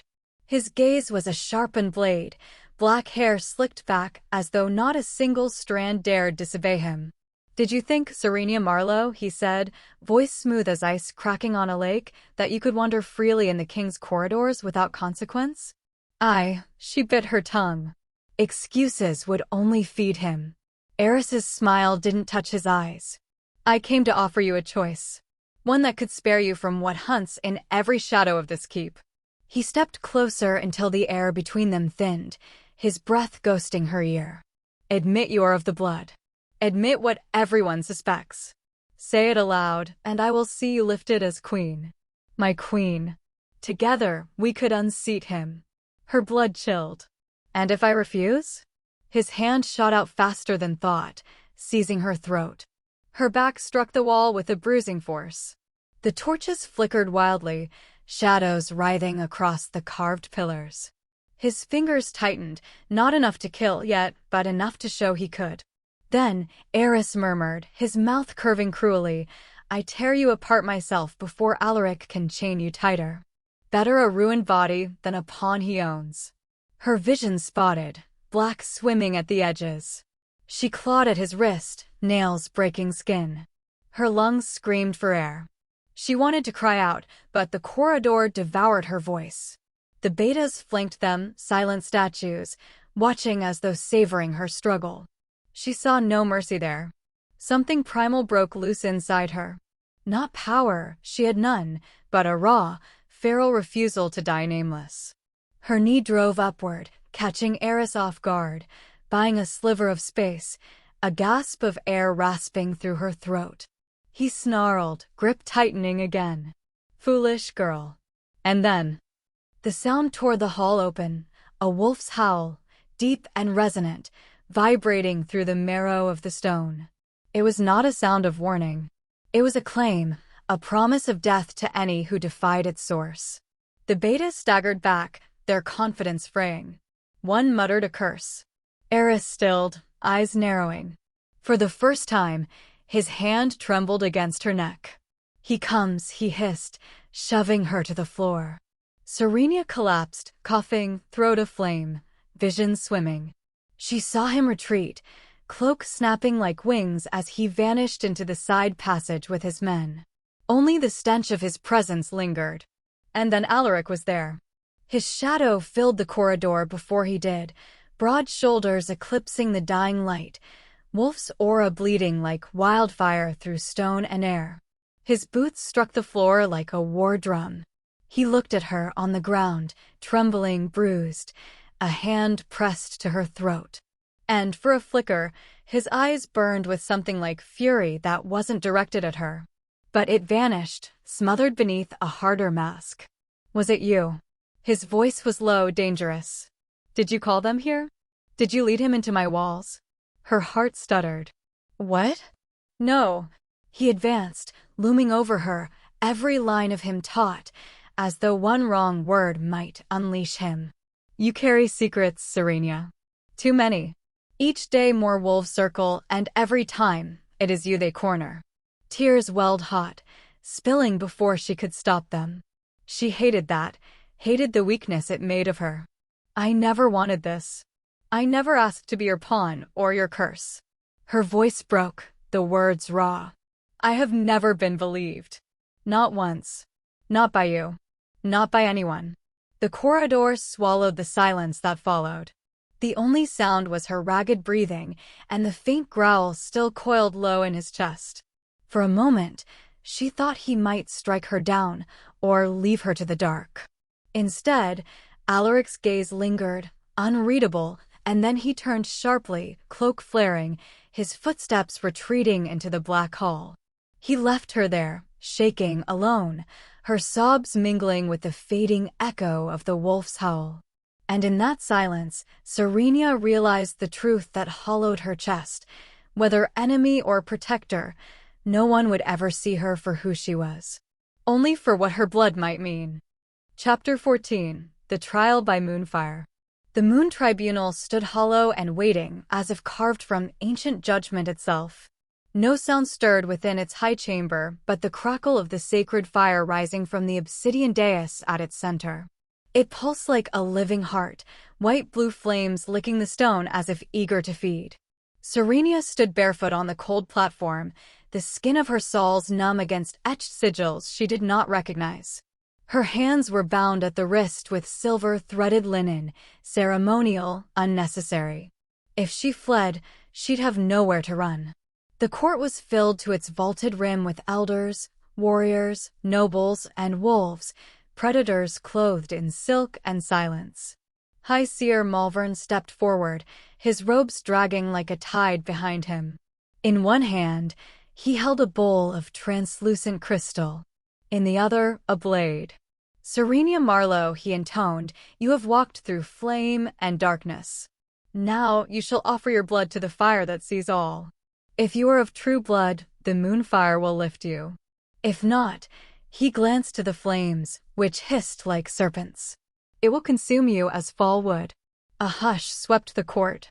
Even the wind beyond the spires seemed to hold its breath. Alaric stood at the edge of the dais, eyes fixed on her. He had not spoken since bringing her here. His expression was carved from the same stone that made the tribunal impassive, unreadable. But his wolf pulsed behind his gaze. She could feel it like heat under her skin. Eris lounged at the base of the stairs, half-shadowed, smile curling like poison in bloom. "All this for a slave," he murmured to no one and everyone. "Let us see what truth burns in her bones." Malvern raised the blade. Serenya's breath caught. She'd thought she couldn't fear pain anymore. She was wrong. The blade cut across her palm with practiced ease. Her blood welled quickly, darker than wine, gleaming like mercury. Malvern held out the bowl, collecting the drops until they shimmered in the sacred basin, already reacting with the lunar crystal etched into its surface. He turned to the fire. No words. No prayers. He tipped the bowl. The blood fell in slow arcs, each drop swallowed by fire. And then, the world went white. It was not just heat that struck her, but memory. Fire pierced every nerve, every vein. It ran through her like 1,000 voices screaming in languages she had never learned. Her knees buckled. She would have fallen, had the silver cords not held her upright. The flames leapt. Not red. Not gold. Silver. As if the moon itself had lowered its mouth to breathe upon her. Gasps rippled through the court. Some stumbled back. A few fell to their knees. The fire rose around her, enveloping her figure without touching her skin, dancing higher and higher like a pillar of divine fury. Serenya opened her mouth to scream, but found no air, only light. The fire knew her. And in knowing her, it spared her. Then the light fractured, shattering into motes of brilliance, before collapsing in on itself. She dropped to her knees, throat raw, body shaking. The fire dimmed. Silence. And then chaos. "She is royal-born," someone cried. Impossible, she bore no mark. Where was she hidden? How could we not know? Malvern stood frozen, lips parted as if struck dumb by his own ritual. His gaze bore into her as if she had become a riddle too ancient to solve. And Eris stood. His voice rang out like a blade drawn from velvet. "She," he declared, "is the true heir. The one with fire in her blood and moonlight in her veins. Not the usurper crowned by accident of birth. Not Alaric." Gasps again. Some startled. Others intrigued. Serenya raised her head, vision blurred. Her hair clung to her damp face. Her mouth tasted of smoke and blood. She did not want a crown. She had never asked for it. But the fire had chosen her. Alaric moved then, sudden and silent. In one motion, he climbed the dais. His hand shot forward, not to her, but to the tribunal's sacred stone, the very altar that had held the fire since the time of the first kings. With a sound like a thunderclap, he struck it. Stone cracked. The dais split down the center, fissures spidering outward. The sacred fire shrieked and extinguished. A single command echoed across the chamber. "She is my queen. Not my consort. Not my burden. My queen." The words dropped like weapons, and every elder flinched as though cut. "No," Eris snarled, stepping forward. "You would crown her just to keep her under your heel. You fear her." "I fear nothing," Alaric growled, voice deep and inhuman, his wolf so close to the surface it shimmered beneath his skin. "But I will not allow another to touch what is mine."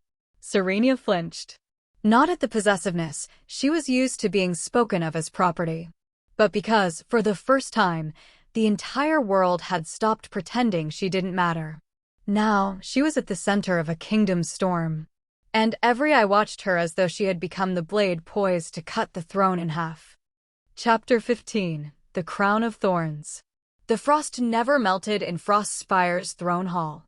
Even with the hearths lit and gold banners billowing like fire itself, the cold sank into Serenya's bones. Maybe it was the silence. Maybe it was the weight of the eyes watching from above the carved balconies, elders, nobles, warriors, shadows with fangs. Or maybe it was him. Alaric Vaynar stood at the far end of the hall, beside a throne carved from obsidian and bone. In the light, he looked every inch the king the wolves had feared into obedience. Shoulders cloaked in silver-threaded black, crownless for now, but no one would have dared say he lacked one. Power hung around him like smoke. And she stood barefoot before him. Again. Her gown was moon silk, light enough to slip through fingers, heavy enough to bind. Her wrists bore no manacles. Her neck wore no collar. But she was bound just the same. "The council awaits," Alaric said. Serenya said nothing. He gestured, and Lyric stepped forward. The seer carried a velvet-wrapped object in her arms, reverent and silent. She met Serenya's eyes once, pity flashing in their depths, and then she unwrapped the object to reveal the crown. It was not beautiful. Not like the stories. Wrought from twisted silver thorns, the circlet shimmered with blood light. A crown meant for old kings, not frightened girls with calloused feet, and a firebrand name whispered through half a court. "You will kneel," Alaric said, voice low, final. "No," Serenya whispered. Her voice barely reached past her lips. The crowd stirred. He moved, slow and deliberate, until he stood before her. So close, she could see the storm in his eyes, rage held back, not at her, but at the room. At the world. At something he could not name. She flinched anyway. Alaric reached out. Not roughly. Not cruelly. But with the same finality as a wolf closing its jaws around a throat. His hand pressed to the back of her neck. Gently. Possessively. And he made her kneel. The hall exhaled in unison. She felt the cold stone bite into her knees. Her hands trembled as she forced them to still. The silence rang louder than any chant. He lifted the crown. "For the kingdom," he said. Then, quieter, softer, crueler. "For me." He placed it on her head. It was not heavy in weight, but it was agony all the same. Each thorn kissed her scalp, pressing reminders into her skin. This was not a coronation. It was a claim. She was no longer slave, nor shadow, nor secret. She was a queen. And it changed nothing. Alaric turned to face the court. "This is your queen. Not because blood ordained it. Not because prophecy demands it. But because I do." Some bowed. Others hesitated. And Eris, lounging in the shadows near the hall's end, smiled like a man who had already set fire to the foundation. "All hail the queen," he murmured, mockery in every syllable. Alaric's jaw clenched, but he said nothing. Serenya stood slowly. Not by command. Not by pride. Only because she could not breathe on her knees. He did not touch her again. Not in public. Not now. But when the crowd dispersed and the elders vanished into their corners of silence and discontent, he led her by the wrist back to her chambers. The moment the door closed, she pulled away. "You used me," she said. Alaric's eyes darkened. "You were about to be torn apart by a kingdom that would rather see you bleed than breathe. I gave them a reason to kneel. You gave yourself a reason to keep me." He took a step toward her. "Do you think I care for thrones? I think you care that I belong to you. And now I always will." His gaze flicked over her, slow and dangerous. "You wore chains before. Now you wear a crown. Do you feel free?" "No." "Then you understand." She struck him. Open palm. A sharp sound. He didn't flinch. He only leaned in, until his breath ghosted over her cheek, his voice a low growl. "The crown is the price for living. Do not confuse it with love." "And what would love be?" she hissed. "Something crueler." He left then. Just walked away. No slam of the door. No final word. Just silence. Later, as moonlight slipped through her window like a ghost, Lyric came to her. They sat together in quiet, the crown resting beside her like a curse made tangible. "I didn't ask for this," Serenya said. Her voice was raw. "I don't want to be anyone's symbol." "You don't get to choose what others see in you," Lyric murmured. "I thought I might, That maybe if I proved myself, I'd finally be free. Alaric touched the crown. Her fingers trembled slightly. Freedom and love, she said softly, were never the same thing. Serenya looked at the door Alaric had walked through, and knew, with a bitter clarity, that it would never open the way she wanted it to. The throne hall had been cold, but not as cold as the realization that her prison now wore jewels. Chapter 16. The Storm at Frostspire. The wind had teeth that day. It howled through the stone corridors of Frostspire Keep, clawing at banners, rattling ancient panes of glass, and whistling through the chasm between walls thick with watching silence. Somewhere above, the storm clouds cracked open like the throat of something furious. And beneath the tempest, the palace bled tension. Serenya stood in the shadow of the throne, back straight, fists clenched beneath the sleeves of her gown. Her crown had been removed, the thorns tucked away like a dangerous artifact, yet her scalp still burned where it had kissed her skin. All around her, voices surged. The kingdom will not abide it any longer. You've blinded yourself with possession, Alaric. She is the rightful heir, not your pet. The elders circled like wolves around meat, their words slicing through the air with more precision than swords. Their robes, once ceremonial and perfumed with false piety, now clung to bodies that leaned toward rebellion. Their eyes flicked to Serenya, not in respect, but in calculation. She felt like a blade being passed from one butcher to another. At the center of the storm stood Alaric. He was silent, but his silence was louder than their shouting. It echoed in the vaulted dome of the hall, a challenge, a warning, a threat wrapped in stillness. He didn't sit on the throne. He didn't need to. He stood beside it like it was merely an ornament, and he, the real sovereign. Then Eris stepped forward. "Do you smell it?" he said with a sly smile. "The rot of old blood pretending to be justice. This court is dying, and you, brother, refuse to let it bury itself with honor." Alaric's voice cracked the stillness. "You think to revive it with poison?" "I think to cleanse it," Eris replied smoothly. "You've turned a slave into a queen, a stranger into a symbol. But the people are not blind. They know who she is. And they know who you are." "She is your blood," Alaric said, low and sharp. "And you dare use her like a blade against me?" "She is the key," Eris said simply. "The kingdom remembers the name Marlowe. The people remember the fire. All she must do is stand before them. Crowned. Silent. Breathing." He turned to Serenya. And in that moment, the room followed.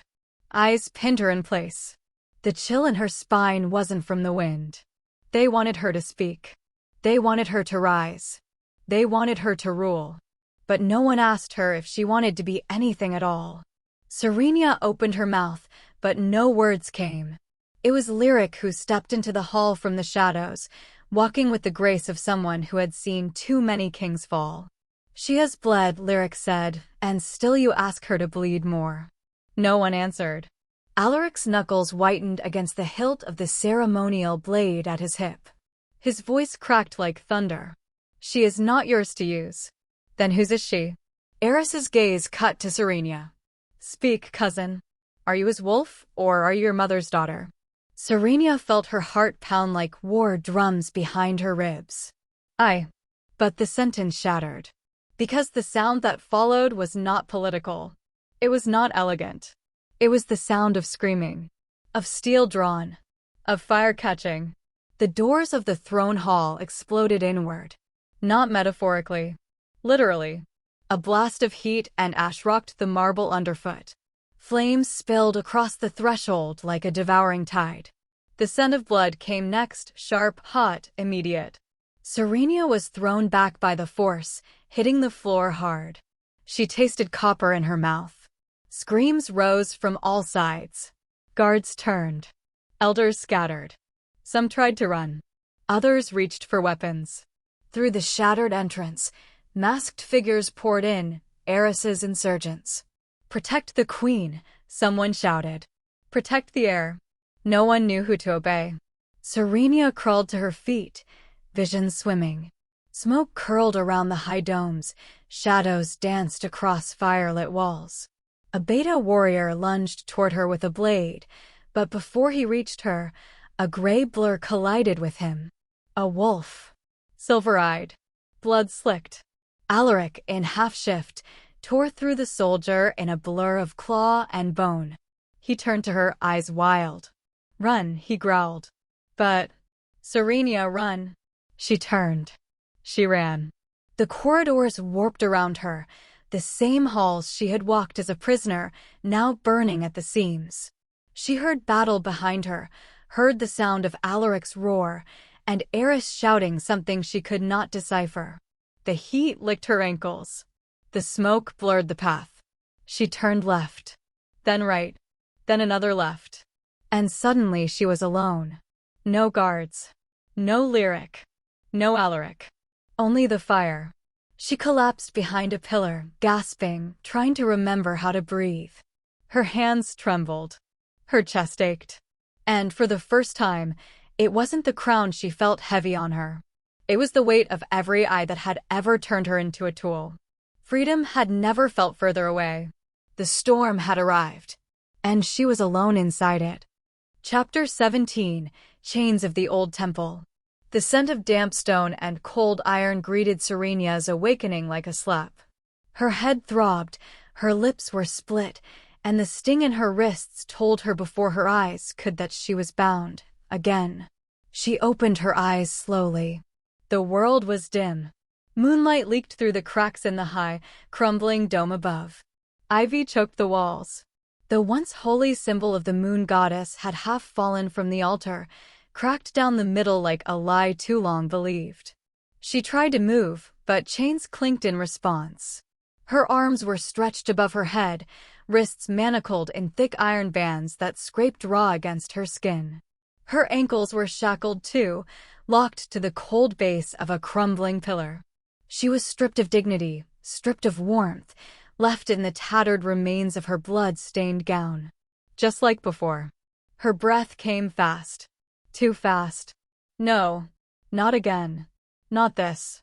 The rusted scent of ancient incense still clung to the stones, but now it mingled with the acrid tang of ash, blood, sweat, and something darker, something living. Footsteps echoed. Slow. Confident. Boots on stone. Then Eris stepped into view. He looked more regal than the palace elders ever had, dressed in black wolf hide and silver-threaded sleeves, like he'd already taken the throne. A smile that didn't reach his eyes pulled at his mouth. "You're awake," he said. "Good. I was beginning to think you preferred sleepwalking through your fate." She said nothing. There was nothing to say. Eris circled her slowly, the way a wolf circled a wounded deer. "This temple," he said, voice smooth with reverence or mockery, she couldn't tell, was once the cradle of kings. Here, our ancestors made their vows to the moon goddess. And here, the gods will witness you accept your role. "I won't be your queen," Serenya whispered, every syllable tasting like blood. "But you will," he said, gently brushing a lock of hair from her bruised cheek. "Not because I desire it, but because fate has already written it. You are royal by blood, bound to the crown by birth. And that crown needs to be beside mine, not beneath Alaric's." His fingers grazed her collarbone, then her slave mark, the faded sigil still burned into her skin after all these years. Her body jerked away on instinct, the chains biting deep. Eris leaned closer. "I saw what it did to you," he murmured. "What he did. Marking you like property. Dragging you through court like a polished trophy. And you thought that was love, didn't you?" Tears pricked the corners of her eyes, unbidden. "You thought if you bled prettily enough, someone would finally choose you." "Stop. You are more than that," he said coldly. "But first, you must be broken of the illusion. No more crowns without chains. No more love without control." His hand slipped to the chain at her waist. He gave it a sharp tug. Serenya gasped, more from memory than pain. The sound echoed in the hollow chamber. "You can kill me," she hissed, "but I will never belong to you." Eris's smile was slow, unhurried. "Oh no, Serenya. I don't need you to belong to me. I just need the world to see that you do." He turned and walked away. For a moment, She thought he might leave her in peace. Then he stopped. Spoke without turning. "You'll beg me," he said softly. "The way you used to beg him." Something inside her snapped. She couldn't scream. She couldn't cry out. She couldn't even speak. All she could do was weep, silent, shaking, tears sliding down her throat like poison. Eris disappeared into the dark. And she was alone again. Time passed in pieces. Minutes? Hours? Days? She didn't know. The cold became her only company. The stone bled through her bones. Her limbs ached, locked in place. Her skin split where the chains rubbed. Hunger gnawed. Thirst burned. Hope hollowed. Once she had dreamed of gardens. Once she had dared believe in rescue. Now she dared only to endure. Footsteps came and went. Shadows passed. At one point, she thought she heard Elda Morin's voice outside the chamber, low, urgent, angry, but no one came. They wanted her to rot. They wanted her to weaken, then yield. And yet, she did not break. Not fully. Because even as her breath thinned, her heartbeat slowed, and her mind blurred into fevered memory, she remembered a different voice. A voice low and furious. A voice that once broke the Moonfire altar with a single blow. "She is my queen." He had said it. She hadn't imagined it. Alaric had claimed her, not as property, but as storm and fire and crown. And though she hated him, loved him, feared him, she also believed he would come. One more day, she told herself. One more hour. One more breath. Let the gods watch. She was not done. Not yet. Chapter 18. The Wolf Without a Crown. The snow fell in thick, suffocating sheets, muffling the sounds of war, until it didn't. Steel clashed with steel. Arrows hissed like serpents. Blood painted the white fields red. Alaric Vaynar stood at the heart of it, his blade slick, his knuckles raw, his armor dented and cracked. A gash above his brow leaked down into his eye, staining his vision crimson. Still, he did not slow. He did not speak. He did not yield. Only one name beat in his mind, again and again, louder than war drums. Serenya. She was out there. Somewhere. Shackled, taken, silenced. And he had let her go. "Push forward," he roared, voice hoarse with fury. "Take the ridge." Frostspire's forces surged at his command. But even as they gained ground, even as rebel lines faltered beneath the fury of his blade, doubt wormed through the ranks. "Why won't he fall back?" a soldier whispered behind him. "He's bleeding out." "It's madness," said another. "He's not fighting for the realm. He's fighting for her." Alaric heard them. He didn't care. He broke through a line of rebel shields, swung his sword with a guttural cry, and sent a commander crashing into the snow with a shattered collarbone. Across the battlefield, Rylan Garrick slammed his halberd into an enemy's side, then rushed to Alaric's flank. "You'll die out here," Rylan snapped. "And for what?" "The crown." Alaric didn't answer at first. He simply drove his sword into the frozen earth, panting. Snow clung to his hair like frost on a corpse. His chest rose and fell like a beast caged too long. "I swore an oath," Alaric said at last, voice like breaking stone. "To protect the realm. But the realm means nothing if she's not in it." "She's just one girl, Alaric." "No," he growled. "She's the only thing that ever made the throne worth bleeding for." Rylan's jaw clenched. "And if she's dead?" Alaric didn't flinch. "Then I'll burn the world until I find the pieces." A silence fell between them, heavy and brutal. Then a horn blew in the distance, one of the rebel war signals. "More coming." Rylan cursed under his breath. "We have to regroup." But Alaric didn't move. He looked to the hill above them, where the banners of Frostspire flapped wild and torn. His kingdom. His war. His people. And still, his hands trembled not from exhaustion, but from the absence of her. "She once said the crown was a cage," he murmured. "Then throw it away," Rylan said.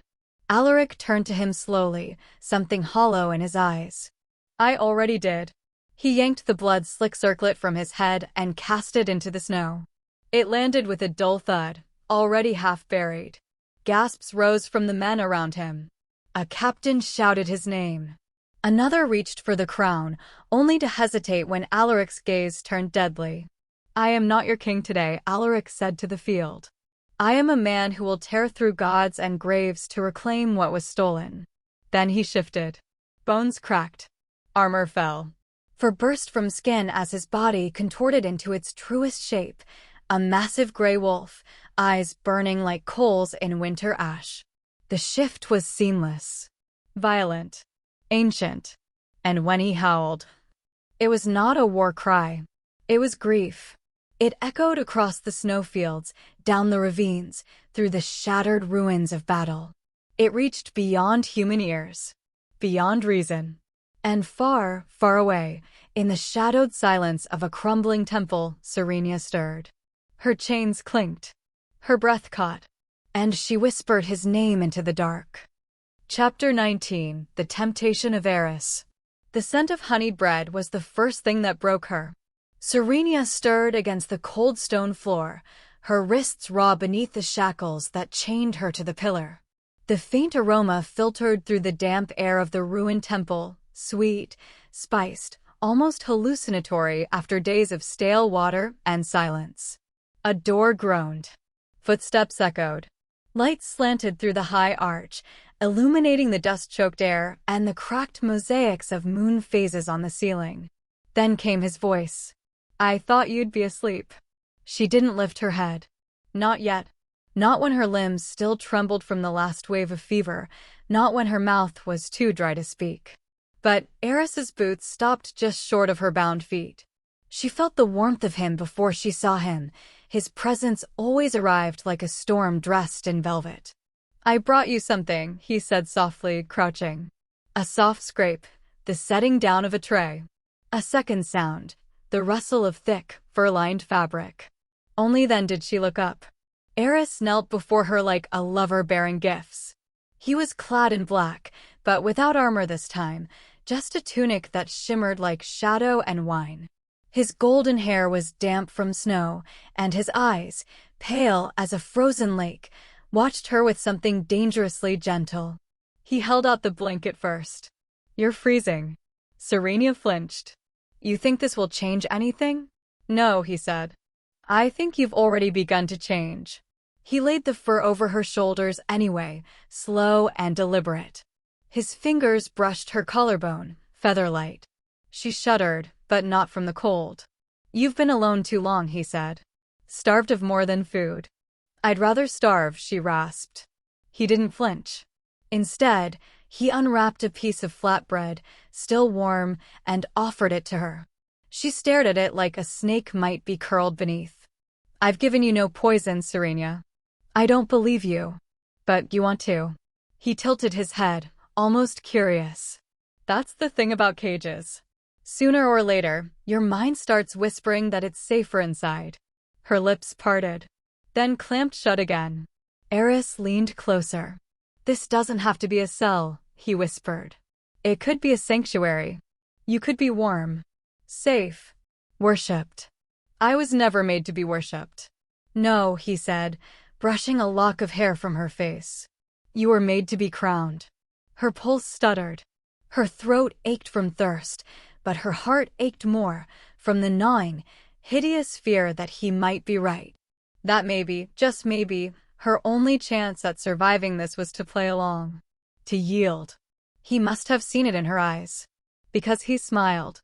"You know I'm telling the truth," he said gently. "The people will follow whichever wolf wears the crown. Let me put it on you. Let me stand beside you. And this kingdom will be yours." She stared at him.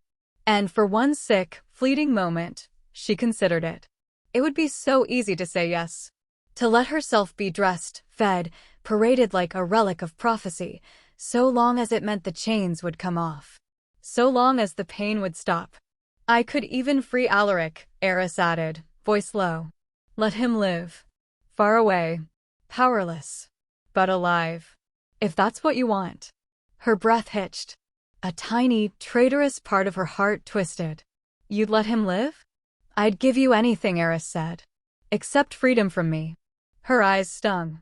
She wanted to scream, to tear him apart. But the strength wouldn't come.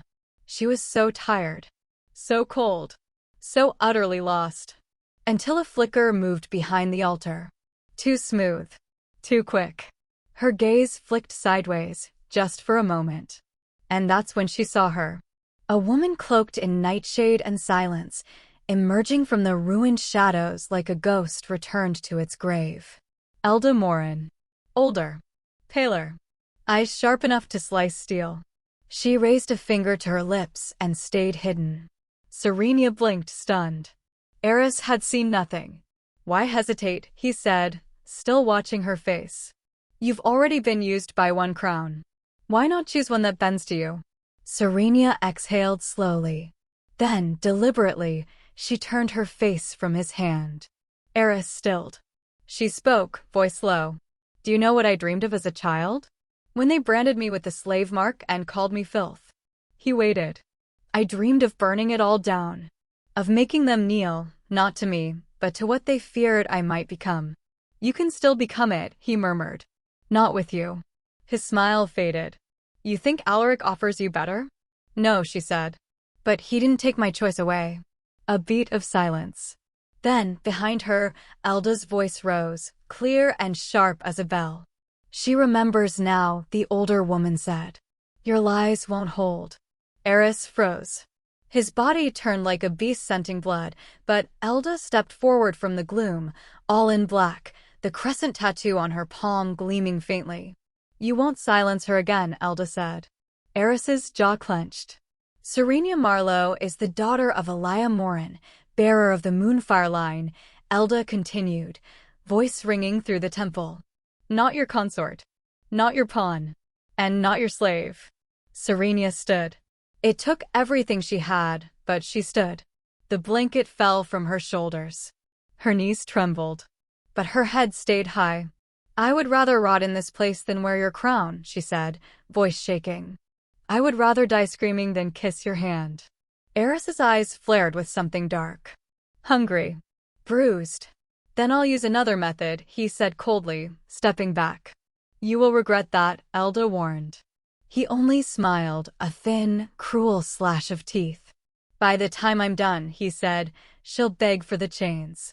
Then he turned and strode into the shadows. Serenya collapsed back against the pillar, breath ragged, the cold biting her anew. Elda caught her before she fell completely. You did well, she whispered. But this is just the beginning. Serenya nodded weakly. Because she knew it. And worse, so did Eris. Chapter 20, The Rescue in Blood. The temple trembled with war. The ancient stone walls, once etched with prayers to the moon goddess, echoed now with the sound of steel and the screams of dying men. Blood streaked the floors that had once known only silence. Fire licked along the shattered pillars, casting monstrous shadows across the sacred ruin. Serenya barely breathed. She curled in the corner of the sanctuary, her wrists raw from chains, her mind a fog of hunger, fear, and the echo of Eris's last smile.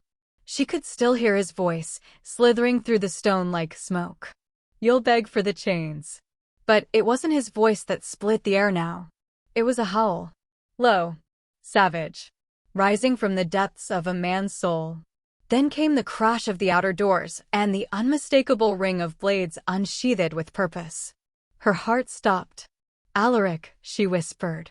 She could not stand. Could barely crawl. But she clutched the base of the cold altar, eyes fixed on the archway that led to the temple's entrance. The air thickened with tension.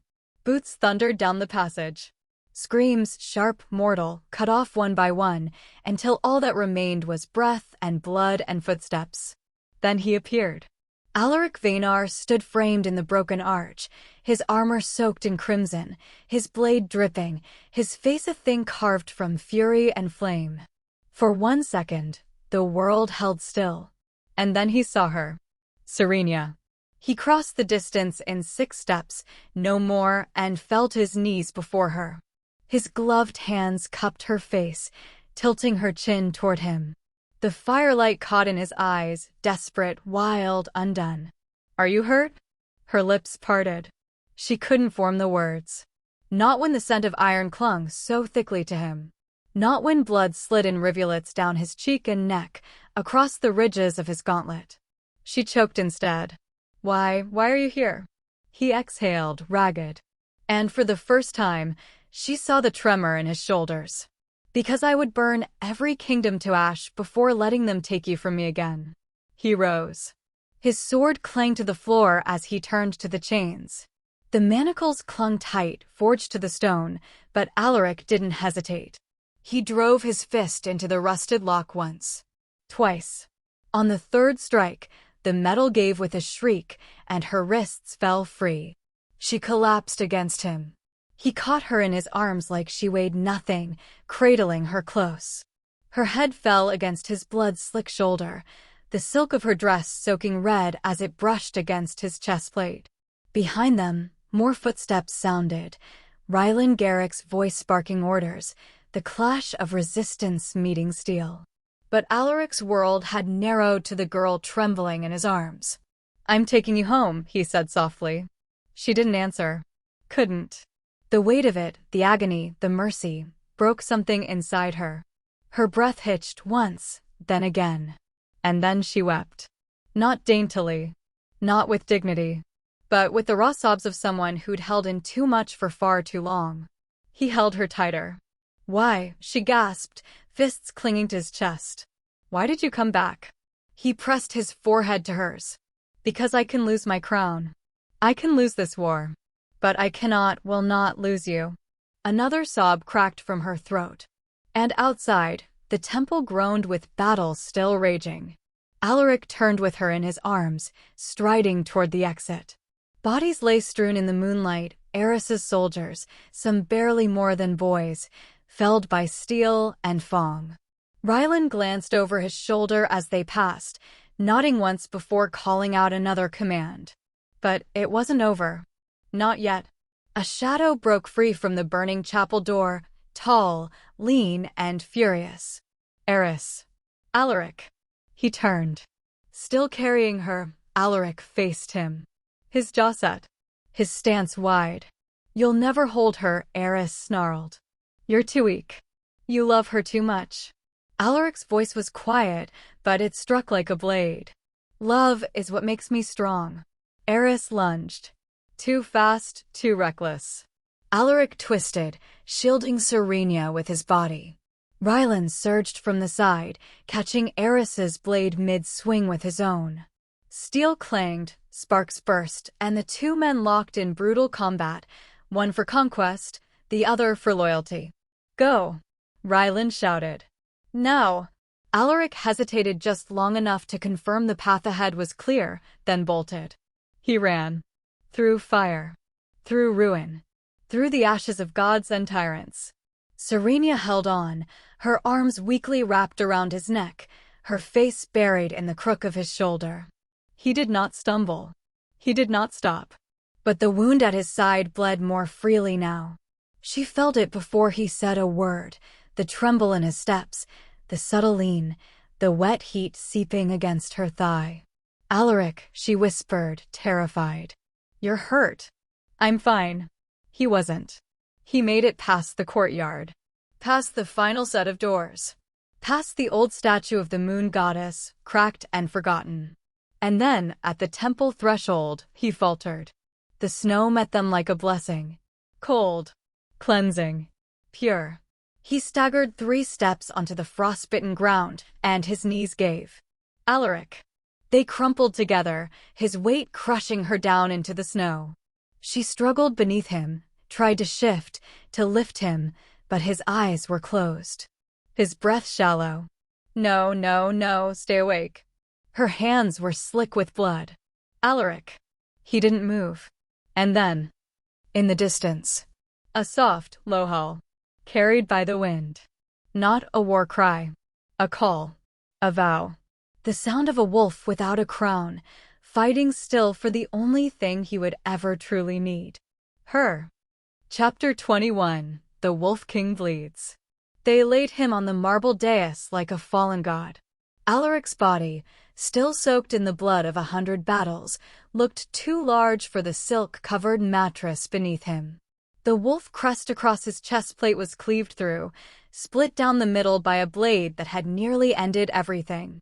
His skin was pale beneath the blood, his breath shallow, unsteady.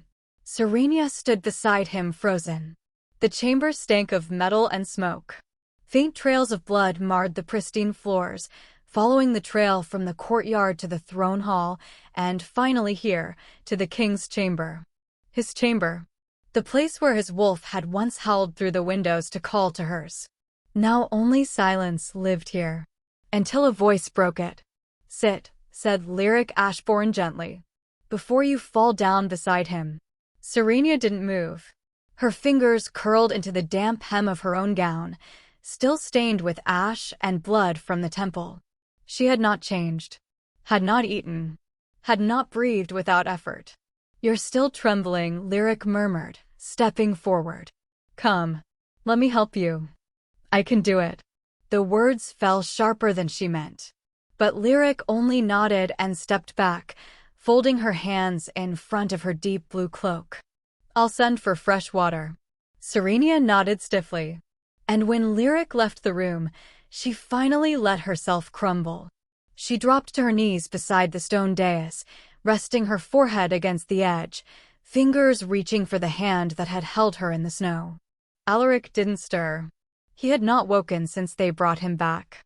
"Why did you do this?" she whispered, her voice raw. "Why would you bleed for me?" The Wolf King offered no answer. Only the sound of wind brushing against the high windows, and somewhere deeper in the keep, the lonely echo of a wolf's howl. They had not buried their instincts. The pack still called to him, but he no longer answered. Serena's fingers ghosted over his, then pulled away when she noticed how cold he was. She stood, trembling, and crossed to the basin of warmed water brought in by the servants earlier. It had long since cooled. Still, she dipped a cloth into it, wrung it out with trembling hands, and returned to his side. The first press of fabric to his skin broke something in her. He had always seemed unbreakable, too fierce, too proud, too much wolf to be mortal. Now he bled like any man. She cleaned the dried blood from his shoulder, her movement slow, reverent. Then the curve of his jaw, where bruises bloomed like violets. His temple, where the gash had only just stopped leaking. "Does it hurt?" she whispered, brushing a curl of damp hair from his brow. Still no answer. She pressed the cloth against the long, cruel slice down his ribs. A breath shuddered from him, but his eyes remained closed. She sat back. "Alaric," she whispered, "why didn't you let me die there?" There was a time, not long ago, when she would have chosen chains over confusion. When kindness frightened her more than cruelty. At least cruelty made sense. But his hands had shaken when they touched her. His voice had cracked when he said her name. She had watched him fall, bleeding, staggering, and still carrying her through fire. And now he lay here, broken. Because of her. Or for her. The door creaked open. Rylan Garrick entered in silence, his leather armor streaked with the dust of war. His expression was tight, unreadable. He did not speak. Only glanced between Serenya and his king, and let out a breath. He would have torn through the entire temple barehanded, he murmured, voice low. "If you'd been a step farther, I don't think even I could have stopped him." She didn't look at him. He shouldn't have come alone. He would say it wasn't alone. Rylan nodded to her. "You were enough." Her throat constricted. Rylan stepped closer, laying a single hand against Alaric's neck to feel his pulse. "He'll wake," he said softly. "He always does." Serenya blinked at him. "You say that like he's been here before." Rylan's jaw tightened. This isn't his first war. Just the first where he let himself fight for something, someone he truly wanted. Serenya swallowed. Rylan hesitated, then leaned down and placed a leather-bound book on the table beside the bed. "He left this in my care. If he will. He meant for it to go to you. But I'd rather he give it himself." He turned to leave. But just before he stepped through the door, he paused. "You're not a prisoner here anymore," he said. Whatever you were, whatever Eris made you feel, he saw something in you. And he bled to protect it. Then he left. The chamber fell quiet again. She sat in silence for a long while, unmoving, letting the numbness settle. But something cracked when the next howl rose from the courtyard. High and mourning, full of pain. The wolves were still waiting for their king. And she turned back to him, pressed her palm gently to his chest, felt the faint rhythm of his heart, struggling beneath blood and bandages. Alaric returned in the quiet moments after midnight. Her presence was like moonlight, soft, still, seeing too much. She carried new linens and warmer broth. Set them down. Then sat beside Serenya, wordless, until the silence broke. I thought no one would ever come, Serenya whispered. Not for me. Alaric's hand brushed a stray lock from Serenya's cheek. Then you understand how rare it is. I don't deserve it. Maybe not. Alaric smiled faintly. But he gave it anyway. And that makes it a choice. Not a chain. Serenya's eyes welled. She stared at the man who had once been her enemy. The wolf who had nearly torn her apart. The king who now lay half dead from trying to save her. And the unbearable truth finally broke her. She bowed her head to his chest, shaking. I never wanted any of this, she sobbed. I never wanted to hurt anyone. I just wanted to be free. A silence followed. Then, a twitch. Barely there. A shift of fingers. The soft scrape of skin. And then a hand, heavy and trembling, closed over hers. She froze. Alaric's voice was a breath, broken and rasped from a throat burned by battle and pain. Don't leave me. Serenya broke. Her body collapsed over his, shaking with sobs, her hand clasped in his. She cried into the hollow of his shoulder, clutching him like he'd vanish if she let go. His grip barely held. But it held. And outside, the wolves howled again. But this time, it wasn't mourning. It was a vow. Their king still bled. But he was not yet broken. Chapter 22, The Oath in Shadows. The room smelled of death. No fire could warm the stones.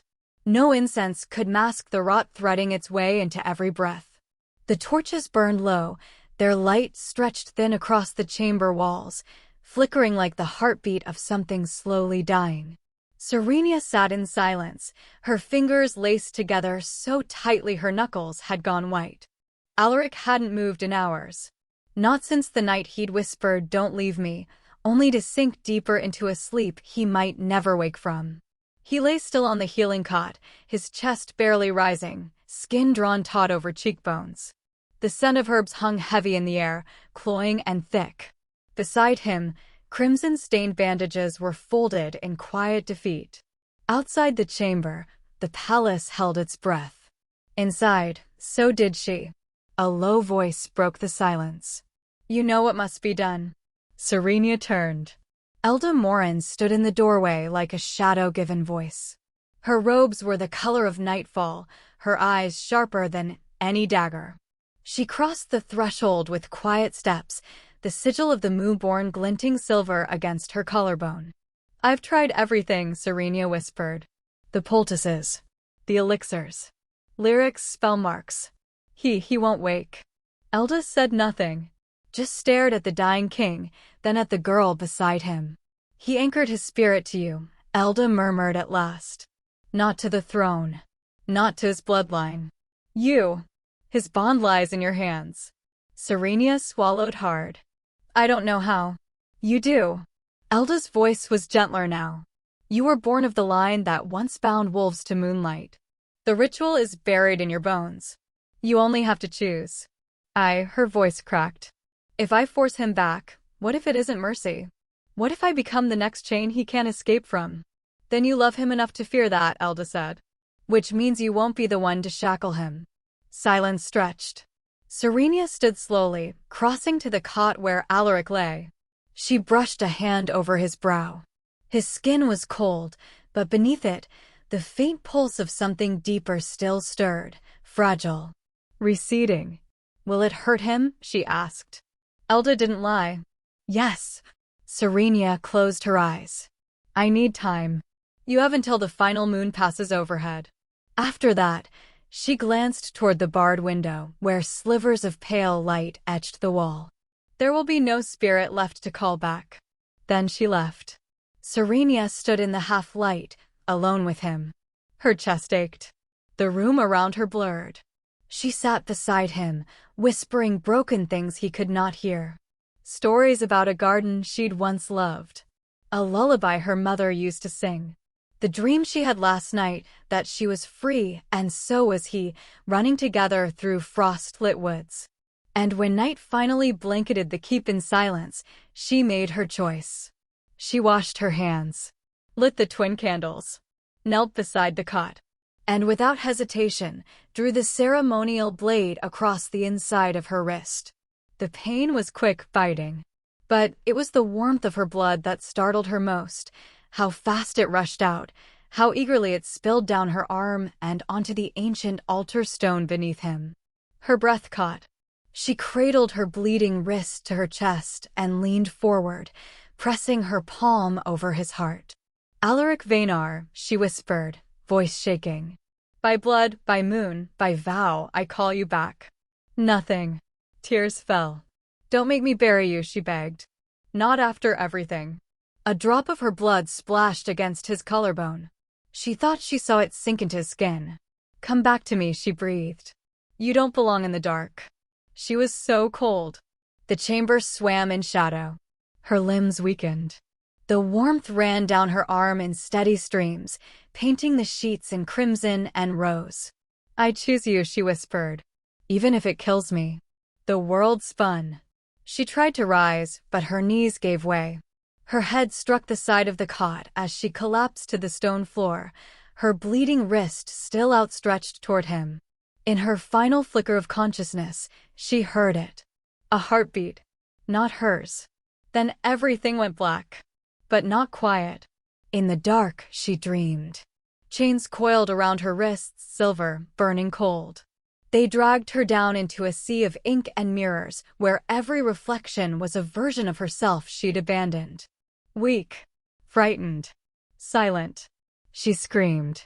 The chains tightened. A voice echoed through the abyss, not Eris, not her mother, not even Alaric. Her own. You are not anyone's offering. She gasped. The chain snapped. And then she saw him. Alaric. Bathed in moonlight. Blood on his chest. Silver eyes wide with grief. He was running to her. Calling her name. And she, still bound, was trying to reach him. When she woke, her throat was raw from crying. And her hand was warm, because his was wrapped around it. Tightly. Alive. Chapter 23, The Awakening of Bonds. The snow had stopped falling sometime in the night, leaving the world outside hushed and white, as if the land itself had paused to wait for something sacred to stir. Inside the royal bedchamber, the silence was broken by breath. Shallow, startled. Alaric's. His eyes flew open, not with a groan, but with the sharp, animal panic of a king dragged back from the brink of death. He sat up too quickly. Pain lanced through his ribs and shoulders, but it was not the injury that made his heart seize. It was the sight of her. Serenya lay curled at the foot of his bed, one arm limp and bandaged, lips pale as frost. Her chest rose and fell in frail increments. Her hair clung damply to her cheek, and blood, his or hers, he couldn't tell, stained the front of her nightgown. He surged forward, ignoring the splitting ache in his side. Serenya, he rasped. His voice was raw, a growl broken by emotion. Serenya. She stirred slightly, her eyelids fluttering like the wings of a wounded moth. Don't, he cupped her cheek. Don't do this. Wake up. Her lashes lifted. Slowly. Dreamily. You're alive, she whispered. He froze. You fool, he snarled, the words slicing through his throat like broken glass. What did you do? She blinked at him. You were dying, she said softly. You bled yourself, he growled, the rage trembling just beneath his skin. You opened your veins for me? You already bled for me, she murmured, trying to sit up. I only returned it. He caught her as she swayed, his arms wrapping around her before she could fall. "You shouldn't have," he choked. "You're not meant to suffer for me."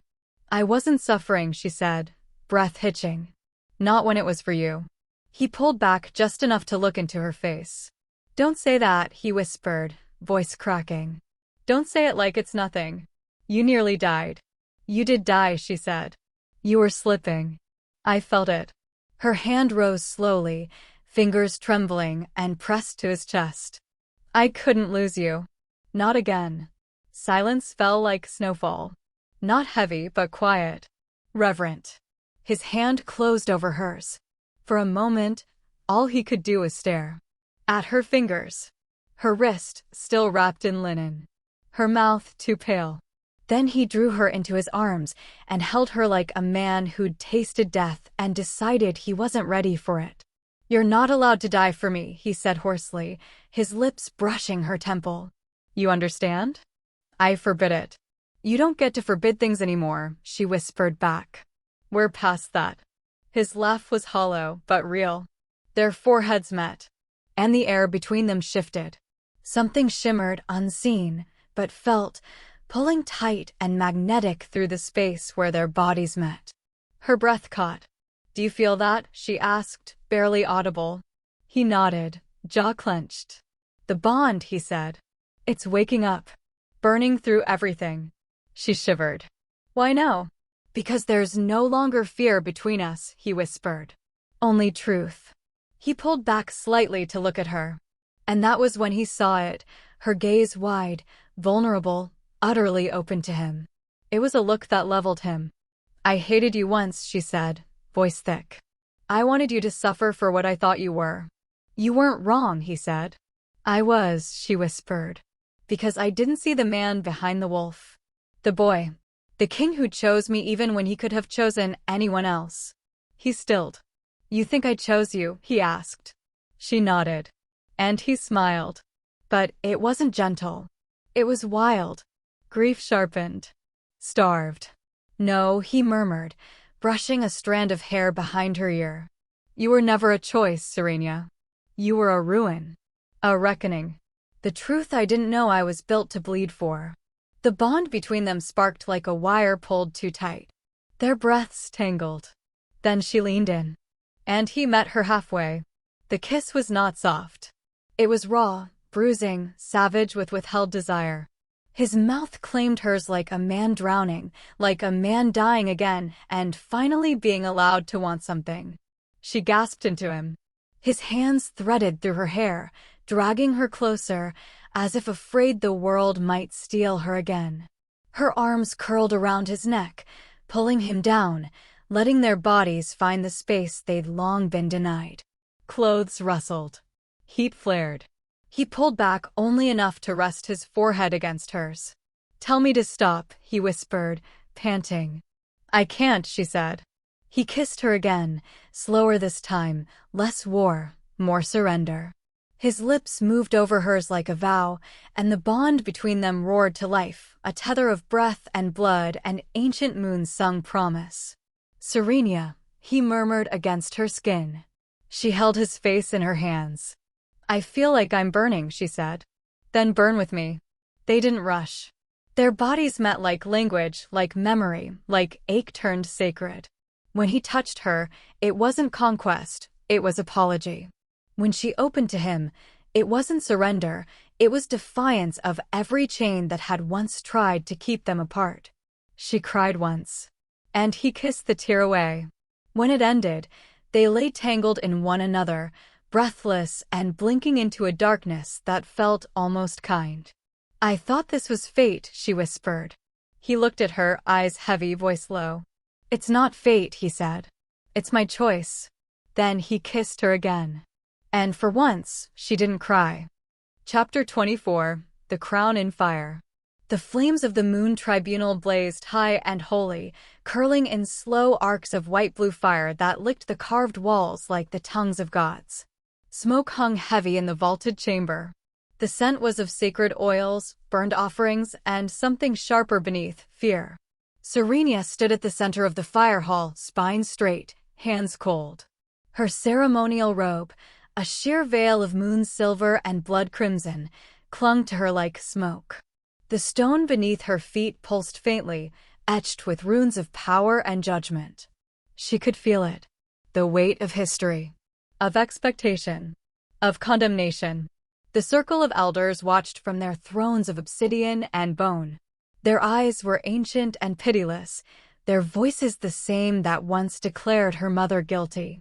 Today, intoned Elder Kareth, his voice echoing across the marble chamber, the kingdom reclaims its balance. He lifted a ceremonial crown, a twisting diadem of lunar crystal and phoenix feather. With fire and bond, the queen shall rise. Whispers surged behind her. 1,000 eyes. 1,000 breaths held. She did not move. From the far end of the hall, Alaric stepped into the circle of flame. He looked like a storm in wolfskin and iron, still bandaged beneath his armor, yet unbowed. His gaze never left hers, and she knew, without words, that he would not let this ceremony chain her, not like it had his bloodline before him. "Enough," he said, voice low but resonant, a growl of command. The elders flinched. Kareth frowned. "This right is law, King Vaynar. You swore it with blood when the rebellion ended." "I swore peace," Alaric said, taking another step forward. "Not submission." He turned to Serenya, eyes burning with something far more dangerous than fury. "Conviction. I do not need a queen for their counsel," he said. "I need you. My mate. The one who bled for me. Who called me back from death." His voice faltered, just for a second. "I won't trade that for a crown crafted by men who'd see us both caged." The hall murmured again. Displeasure. Confusion. "You defy the right?" Kareth asked sharply. "I choose her," Alaric said. "Not as a queen of their making. As the one who chose him back." He turned fully to Serenya, lifting his hand, palm up. "Walk with me. As you are." Her breath caught. His eyes searched hers, not demanding, not commanding. Just asking. But before she could move, before the answer could shape on her lips, another voice pierced the fire. "Well," came the smooth purr of Eris Veilthorn from the upper gallery, draped in raven skin and contempt. "Isn't this touching?" The hall went still. Eris descended the steps like a serpent uncoiling. But perhaps, she mused, our dear would-be queen should ask herself why her mother never stood here in her place. Serenya turned slowly. Eris's smile was all elegance, all blade. "Do they still whisper it in the outer provinces? The tale of the moon-marked traitor who gave herself to a wolf? Who betrayed the temple for a love that led to ruin?" Kareth's jaw clenched. "Lady Veilthorn." "Oh, don't hush me now," Eris said, brushing a curl from her brow. "They have a right to truth, don't they?" She stepped closer, voice laced with honeyed poison. "She died choking on her own blood, Serenya. Branded and buried nameless beneath the tribunal stones. Her bond did not save her. Nor did her choice." Serenya swayed. Alaric's voice cut through the sudden quiet like thunder. "Enough." But the damage was done. Serenya's pulse roared in her ears. Her mother, always a blurred memory, a shadowed myth, suddenly bled into focus. Not as a victim, but as a warning. A mirror. She stepped back from Alaric's outstretched hand. Her lips trembled. "I need to think." "Serenya." His voice was low. "Taut." She turned away. Because she was afraid. Afraid of being made queen. Afraid of not being enough. Afraid of being too much, like her mother had been. The tribunal fire crackled louder, impatient. Kareth's voice rang again. "The ceremony cannot wait." And then, the fire died. No flicker. No warning. The flames simply collapsed into black. A collective gasp echoed through the chamber. Torches hissed and fell silent. The air chilled in an instant, thick with the sudden absence of divine presence. A dozen voices cried out. "Moonfire. It's gone. The gods. Blasphemy." Then someone whispered what they all feared. "This is a curse." Serenya stood frozen at the center of the circle, surrounded by darkness, the crown untouched, Alaric behind her, and the silence of gods pressing down on them all. And in her mind, she heard her mother's voice. Or imagined it. Choose carefully, little moon. A crown may burn, but so does love. Chapter 25, The Night of Ruin. The moonfire had not returned. 3 days had passed since the sacred flames collapsed in silence, and still, no ember dared flicker to life within the moon tribunal. No divine light bled through the stained glass vaults of Frostspire Keep. No voice came from the gods. Only wind and rumor and fear. And in that silence, a new story was born. Serenya was the curse. It slithered through the corridors like a sickness, whispered behind shuttered doors and clenched teeth. She felt it in the way the guards averted their eyes, in the servants' deliberate silence when she passed. Where once they'd bowed, they now turned their backs. And worse, some no longer bothered to pretend. "You don't belong here," hissed one handmaid as Serenya entered the northern corridor. Her eyes were wide with fear, her mouth curled with contempt. "It was you who brought this on us." "I didn't," Serenya began, voice barely audible. Another voice snapped, sharp as ice. "Don't touch the linens she used. The last time she bled, the moonfire died."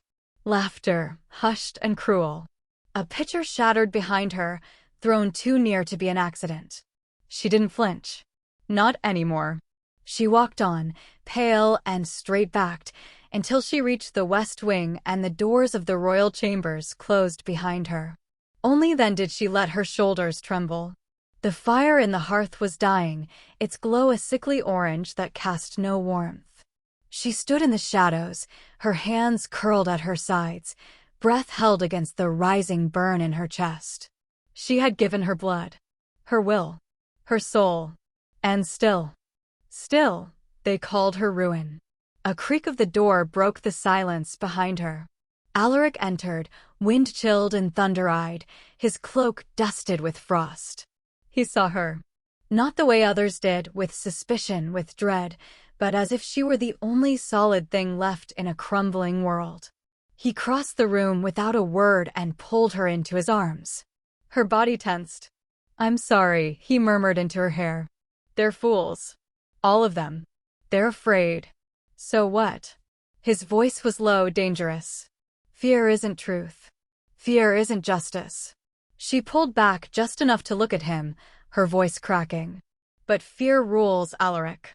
I've seen it since I was a child. It kills louder than fire." His grip tightened. "Let them rage. Let them curse. I won't send you away." Her laugh was hollow. "What if you don't have a choice? What if your council demands it? What if the elders name me the blight on your crown?" "I don't give a damn about the crown." She shook her head, eyes glistening. "You say that now. But what happens when the crops fail? When the snow doesn't melt? When the people cry for blood to appease their gods? Then let them take mine," he growled. She went still. "I mean it," he whispered. "If they want ruin, they'll have to go through me first. I won't lose you again. I won't let them make you kneel." Her lips trembled. "I've always knelt, Alaric. Since I was a girl. To my keepers, to strangers, to every hand that offered me a false name in exchange for silence. I was a thing to trade, to break. Even when I was free, I was still owned by the idea of what I was allowed to want." A sob broke from her. "I'm tired of being grateful for crumbs. Tired of hoping they'll see me as human. I don't belong in palaces. I don't belong beside a king. I'm not." "You're not broken," he said, firm. "You're brave." She pressed her forehead to his chest, shaking. "I'm not brave. I'm surviving. There's a difference." He tilted her chin up, forcing her to meet his gaze. "Then let's survive together. As we are." She opened her mouth to protest. He kissed her. Not with restraint, not with patience, but with the fury of someone who had tasted death and clawed back just to feel this again. Her hands clung to him, not as a queen, not as a mate, but as a woman who had never been held without expectation. When the kiss broke, she whispered, "You deserve someone strong. Someone the kingdom will love." "I don't want their love," he replied. "I want yours." Her heart twisted.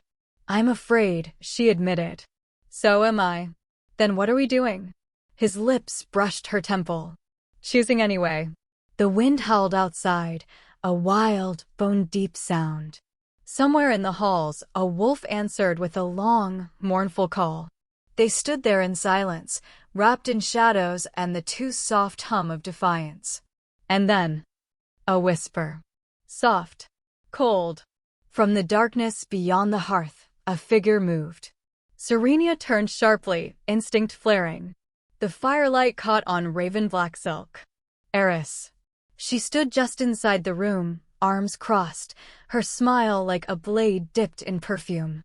"Well," she purred. "Isn't this sweet?" Alaric stepped forward. "You have no place here." "Oh, but I do," Eris said, voice almost bored.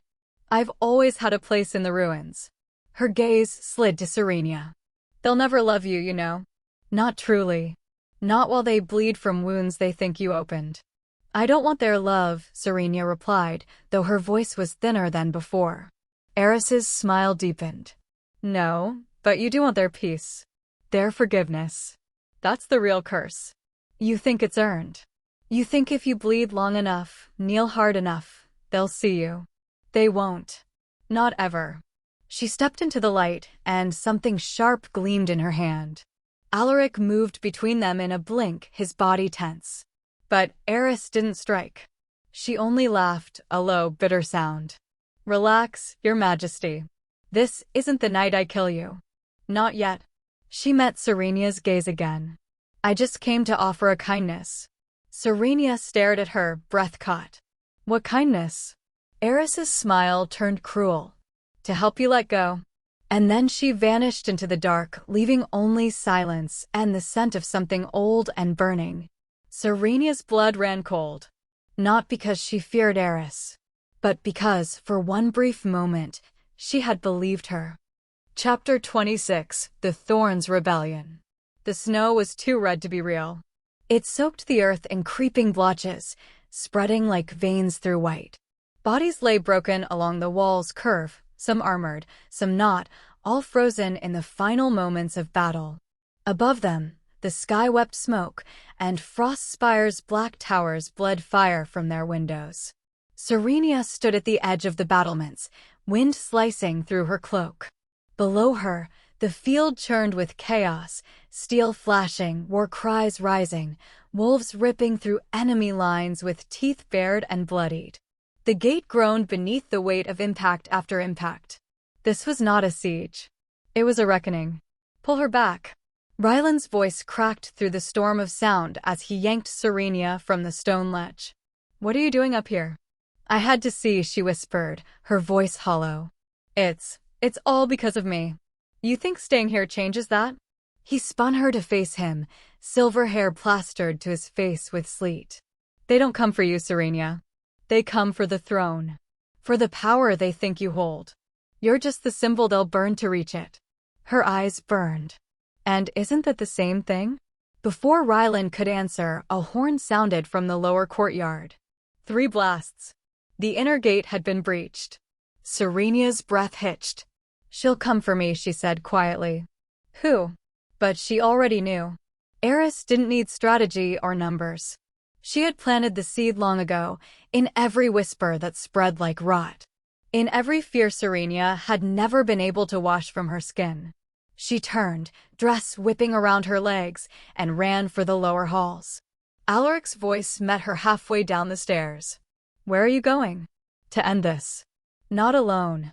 He caught her hand, his palm already slick with blood. His face was dusted with ash and snow, jaw tight with command and something darker, fear. "She's baiting you," he said. "She already has me." "Serenya. If I hide, more will die. If I run, they'll say I was never meant to rule. And if I stay in this tower like a ghost while others bleed for my name, I am no better than the shadow they want me to be." His grip tightened. "Then I'm coming with you." They moved like twin storms, her in white and blue, him in battle dark and silver, racing down the smoke-choked corridors of Frostspire as fire licked the edges of the high vaults. Screams echoed from below. The stone shook. By the time they reached the broken threshold of the keep's outer gate, the snowfield beyond was a massacre. Fire-stained and shifting, lined with craters and broken banners. And at the center, Eris stood, her cloak torn, her crown made of thorns and frost, her eyes wild with victory. She saw them and smiled. "Isn't it beautiful?" she called. "The blood of tyrants, the bones of kings." Alaric stepped forward, blade drawn. Eris lifted a hand. Behind her, her rebels surged, a dark tide of those too angry to mourn, too loyal to retreat. Her voice rang out, clear and cutting through the roar of battle. "Do they know, Your Grace? Do they know what you've hidden?" Alaric didn't move. Serenya did. Her feet stepped forward before she meant to, lips parted, breath stolen. Eris pointed to her like a blade. "She bleeds royal. Not Vaynar. Veilthorn. My cousin. My blood." The battlefield hushed. Her mother was executed for treason. Her father disappeared in exile. "She is the daughter of the old flame, the lost queen of the hollow light, don't you see it?" Gasps swept through the soldiers. Even the snow seemed to hold its breath. "She's the one the prophets spoke of," Eris went on. "The silver star born from ruin. The wolfless queen. The gods went silent because she woke. The throne isn't yours, Alaric. It never was." The silence that followed was not peaceful. It was perilous. Serenya's voice rose, soft but certain. "I never wanted a crown." Eris laughed. "Want has nothing to do with it, girl. Blood does. Destiny does. And destiny has chosen you." Serenya looked at the soldiers, at the men who had bled and died to protect a truth they did not know. Her voice trembled, but she did not falter. "I am not the answer to your prophecy." "You're a liar," Eris snapped.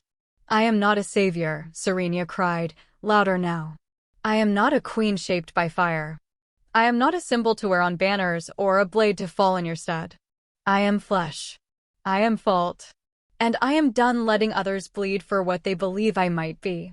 The air crackled. And then Eris moved. Her sword unsheathed with a hiss of steel, and before anyone could stop her, she lunged straight at Serenya. The world narrowed. But Alaric was faster. Steel met steel in a savage crash, sparks exploding between them as Alaric drove Eris back. Wolves sprang from the flanks. Ryland's call rang out as royal guards surged to surround the melee. Serenya stumbled, someone dragging her away. Her hands were shaking. Blood. So much blood. Around her, the ground quaked with fury. Eris fought like a creature possessed, but Alaric had something she didn't: purpose. He was no longer fighting for a crown or a kingdom. He was fighting for her. And he was winning. Eris's blade was torn from her hand in a burst of impact. She hit the snow hard, snarling. Serenya broke free from her guard and rushed forward. Eris looked up at her, her mouth bloodied, her eyes bright. "This isn't the end." "No," Serenya said. "It's the beginning." From the ruined gate came another horn call, this time from the remaining royal guard. The city was holding. The flames had been doused. But in the hearts of the people, something else had ignited. Whispers swirled around them like snow. The true blood, the silver star, the lost queen. Serenya turned her face upward toward the ash-gray sky, and wondered if she had just been crowned by war. Chapter 27. Shackles of the Past. The temple was colder than the snow. Not the kind of cold that bit the skin, but the kind that lived deeper, beneath the bones, beneath the blood. A silence pressed against the air like it had weight, thick and breathless, broken only by the low crackle of dying embers in the altar brazier. Serenya's knees hit the stone floor hard. She didn't flinch. The ropes binding her wrists were too tight, chafing through the delicate skin, and the silver thorns that Eris had wrapped around them hummed with some kind of sick old magic. She was past the point of pain. Past fury. Past fear. But not past shame. The moonlight poured in through the broken roof of the ancient hall, catching on the dust and smoke, turning every breath into mist. Around her stood the remnants of the Thorn Rebellion, those loyal to Eris, those hungry for change, for justice, or for vengeance. They looked at her like she was already halfway to the pyre, like they were waiting for her to ignite. Eris circled her slowly, lips curled into a mockery of sympathy. "Look at you," she said. "Daughter of ash and moonlight. The whole kingdom trembles at your name, and you kneel like a beggar." Serenya kept her head bowed. "She won't speak," one of the rebels muttered. "She's stalling. She still thinks she's above us. She's afraid." Eris's voice cut through them like a knife. "She's chained. That's all she's ever been. But tonight, she gets to choose her chain." A small, hard object clattered to the ground in front of Serenya with a dull metallic chime. The crown. It was tarnished silver, not made for beauty. Older than the palace. Older than the wars. The crest of the moonborn queens still glimmered faintly on its side, etched in the shape of twin crescent blades. Eris stepped back and raised her voice to the crowd. "She is the last daughter of Alaric Marlowe," she declared. "The hidden heir. Born of the queen who burned for defiance. The bloodline they tried to erase." A breathless pause. Then a second voice, soft, worn, and impossibly old, spoke from the shadows. "True." Serenya's breath hitched. She turned her head. An old woman emerged from behind the altar columns, her hair white as frost, her spine bent but unbroken. Elda Morin, one of the last priestesses of the moon. She had not been seen since the uprising began. The rebels quieted. Even Eris faltered. Elda stepped into the circle and looked down at Serenya. "I was there," she said, her voice a rasp but steady. "The night Ilaria stood before the tribunal. They demanded she choose, to kill in the god's name or be killed in silence. She refused both. So they dragged her to the altar. They broke her knees. They shattered her sigil. And then, they burned her." Serenya's stomach twisted. "She was pregnant," Elda whispered. But none knew. The silence in the temple was absolute now. Serenya stared down at the crown. The metal had picked up ash from the stone. It looked like it had been dropped there centuries ago. "She didn't want this," she said, her voice barely audible. "She wanted you," Elda corrected softly. "She gave her life so that one day, you might choose something different." Eris scoffed. "And she chose to hide, like a coward. Like her daughter." That pierced. Serenya's fingers curled inward, nails biting her palms. "You think I'm afraid of the truth?" she said, rising slowly to her feet despite the burning ache in her bound knees. "You think I wanted to be born of her blood? To walk in her shadow? To carry her shame and your anger and their expectations all wrapped in a name I never asked for?" She turned, her voice rising like a tide. "I was raised as a servant. I scrubbed floors while you sharpened daggers in rebellion. I was owned before I ever knew I could say no. Every chain on my body was gifted to me by those who claimed to love me." Her chest heaved. "I don't want to be her. I don't want to be you. I don't want to be a queen or a curse. I want..." Her voice cracked. She bit down hard, tasting blood. "I want to be free." The temple rang with the rawness of it. Eris stepped forward again. Her eyes were unreadable, her mouth tight. "Then take it," she said, towing the crown toward her. "Take your freedom, girl. Sit on that throne and make them all kneel, like your mother never dared. Or," she unsheathed a dagger, "die here, like she did." With nothing, the room inhaled as one. Serenya looked down again. The crown at her feet. The blade inches from her throat. The smoke from the old brazier curled around her like a ghost, the scent of burnt myrrh and blood mixing into something older, darker, holy. She saw her mother's eyes. Not in a vision, not in memory, but in herself. Her own reflection, flickering on the blade. And suddenly, the weight of it all broke her. Her knees gave out again, not from submission, but from pain too large for her skin to hold. A sob tore through her lips. "I didn't ask for this," she cried. "I didn't ask to be born with her fire in my veins or her ashes in my mouth. I didn't ask to inherit her shackles." The sound echoed. No one spoke. Even Eris paused. I don't want to carry this war, Serenya whispered, broken now. I don't want to rule a kingdom built on ghosts. And yet, Elda murmured, stepping beside her, it is you the gods have watched. It is you the fires refuse to burn. What you do next will remake the world. Outside, a low rumble vibrated the stone. Distant. A warning. A storm rising. Serenya looked up through the ruined roof. The moon had returned, framed in clouds, pale and cold. Her voice dropped to a whisper. I don't want to be her. But you already are, Eris said. Then she stepped forward and dropped the crown once more at Serenya's feet. Choose. Chapter 28, The Wolf's Vow. The night split open with steel and fire. A scream tore through the ravaged air, too human to be wind and too desperate to be forgotten. The old Temple of the Moon, once a place of sacred vows and whispered prophecy, had become a war altar.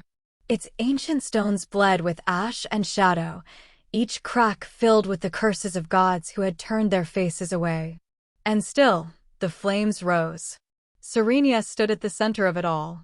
Smoke curled around her like a shroud, her bare feet pressed against the cracked stone floor where the crown had fallen, long since kicked aside by marching boots and stained with blood. She had not moved, not when the rebels seized her again, not when the crown was shoved at her throat, not when the sky itself wept cold snow that melted before touching her skin. But now the sound came. Not just swords. Not just screams. A howl. It cut through the battlefield like truth, raw and unrelenting. And she felt it in her bones before she saw him. Alaric. His banner was already burning behind him, but he did not look back. His armor was scorched black, wolf's sigil marred by soot and blood, his cloak half torn, and his blade slick with the life of men who stood in his way. He didn't come like a king. He came like a storm made flesh. Move, he bellowed, voice cracking against stone and soul alike. The rebel guards at the temple's entrance faltered. Stand your ground. Eris's voice echoed from the upper stair, sharp as ice. She stood atop the ruined dais, blood on her cheek, sword in her hand, eyes full of fury. Alaric didn't even spare her a glance. His gaze found Serenya. And stopped. He looked like he hadn't breathed until that moment. She couldn't speak. Not through the knot in her throat, not through the pain blooming like thorns inside her chest. The bond pulsed between them, wild, unyielding, drenched in everything they had refused to say. She thought he would shout her name. He didn't. Instead, he raised his sword, not at her, not at Eris, but at the soldiers still trying to drag her back into the shadows. She doesn't belong to you, he roared. She doesn't belong to me. She belongs to no one but herself. A heartbeat. Then another. Then chaos. The king's wolves surged from the tree lean, steel and claw and vengeance in motion. The rebel lines shattered like frost glass. Metal crashed into metal, cries fractured the night, and the temple became a theater of ruin. Serenya backed against a fallen pillar as two blades clashed near her feet. Blood splattered her hem. Her ears rang. She wanted to scream. She wanted to run. But most of all, she wanted to believe. Believe that Alaric had meant those words. Because she had heard the difference. Not a command. Not a claim. A vow. He had come not to claim her, but to fight for her right to choose. Behind you. Ryland's shout tore through the air as Eris descended from the dais, her blade catching the moonlight like a flare of fate. Serenya turned just in time to see Eris's face twisted in something between anguish and triumph. You still don't see it, Eris spat, stalking forward through the bloodied stone. You are her echo. Her weakness. You were born for more, but you threw it away for him. Serenya didn't flinch. Maybe I was born for fire, she said softly, but not yours. Eris let out a cry and charged. Serenya's limbs locked. She was too slow. The blade arced down toward her chest, but never landed. Alaric slammed into Eris from the side with the full force of a body that had bled for too long and loved too fiercely. They crashed to the floor, blades skittering, limbs tangled, snarls and curses and raw breath in the space where one of them should have died. Serenya fell to her knees. The fire around them dimmed as the bond snapped tight. Alaric rose, panting, blood on his lip, his blade pressed to Eris's throat. But he didn't strike. Instead, he looked at Serenya again. And dropped the sword. Not at her feet. At his own. "I meant what I said," he murmured, hoarse from the fight. "I won't bind you with promises you didn't choose. I won't fight for a kingdom that burns you. But I will stand here, weaponless, if it means you get to decide what comes next." His voice cracked. "If you walk away from me, I will let you go. But if you reach for me, then know I am yours. Not as your king. As your mate. As your equal." Time stilled. Not the world. Not the battle. Her. Something inside her, something curled tight for so long it had forgotten how to breathe, finally exhaled. She moved through the battlefield like a shadow. And stood before him. The silence between them was louder than the war still raging. She raised one trembling hand and touched his bloodied cheek. "I don't want a throne," she whispered. "I don't need a crown," he answered. Her tears fell freely now. "I just want a place where I can choose who I am." He leaned into her palm. "Then choose." She kissed him. Not with desperation. With decision. With everything the gods had tried to break. Around them, the fire curled toward the sky. Eris was dragged away screaming. The temple shook with the weight of ending legacies. But within the circle of her arms and his heart, there was stillness. A vow. Not in words, but in choice. And the wolf knelt before her, not as a conqueror, but as a man who had found something worth kneeling for. Chapter 29, The Queen of Ashes. The temple stank of burned flesh and blood. The Moon Tribunal, once pristine in its lunar austerity, was now a fractured monument, columns scorched, braziers dimmed, silver banners blackened by smoke.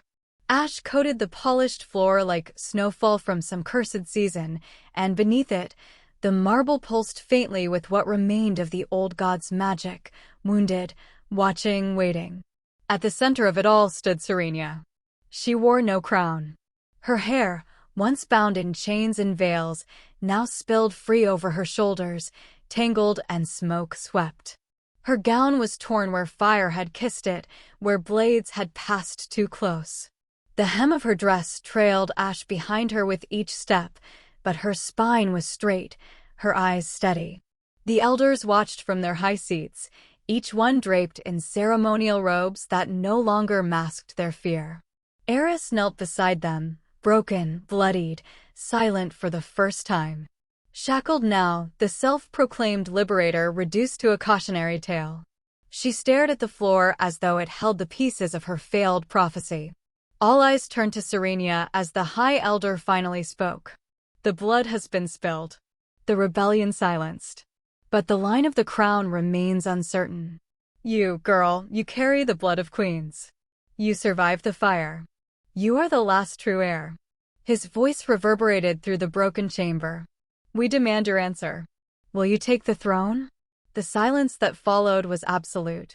Even the wind outside the shattered windows seemed to still. Serenya slowly stepped up to the stone platform. The place where generations had stood to accept power, to swear obedience, to offer their bodies and souls to the crown that watched from its velvet pillow. And it was there, the crown. Waiting. She looked at it. Then she looked past it. To Alaric. He stood at the base of the steps, still bleeding from the final battle, the wolf sigil torn, his eyes fixed on her with the kind of reverence not even gods could demand. He didn't speak. He didn't reach for her. He simply waited. Let her choose. Serenya turned back to the assembly. The wind picked up again, stirring the ash like rising ghosts. I have spent my whole life being told who I am, she said softly. Her voice wasn't loud. But it didn't need to be. It carried.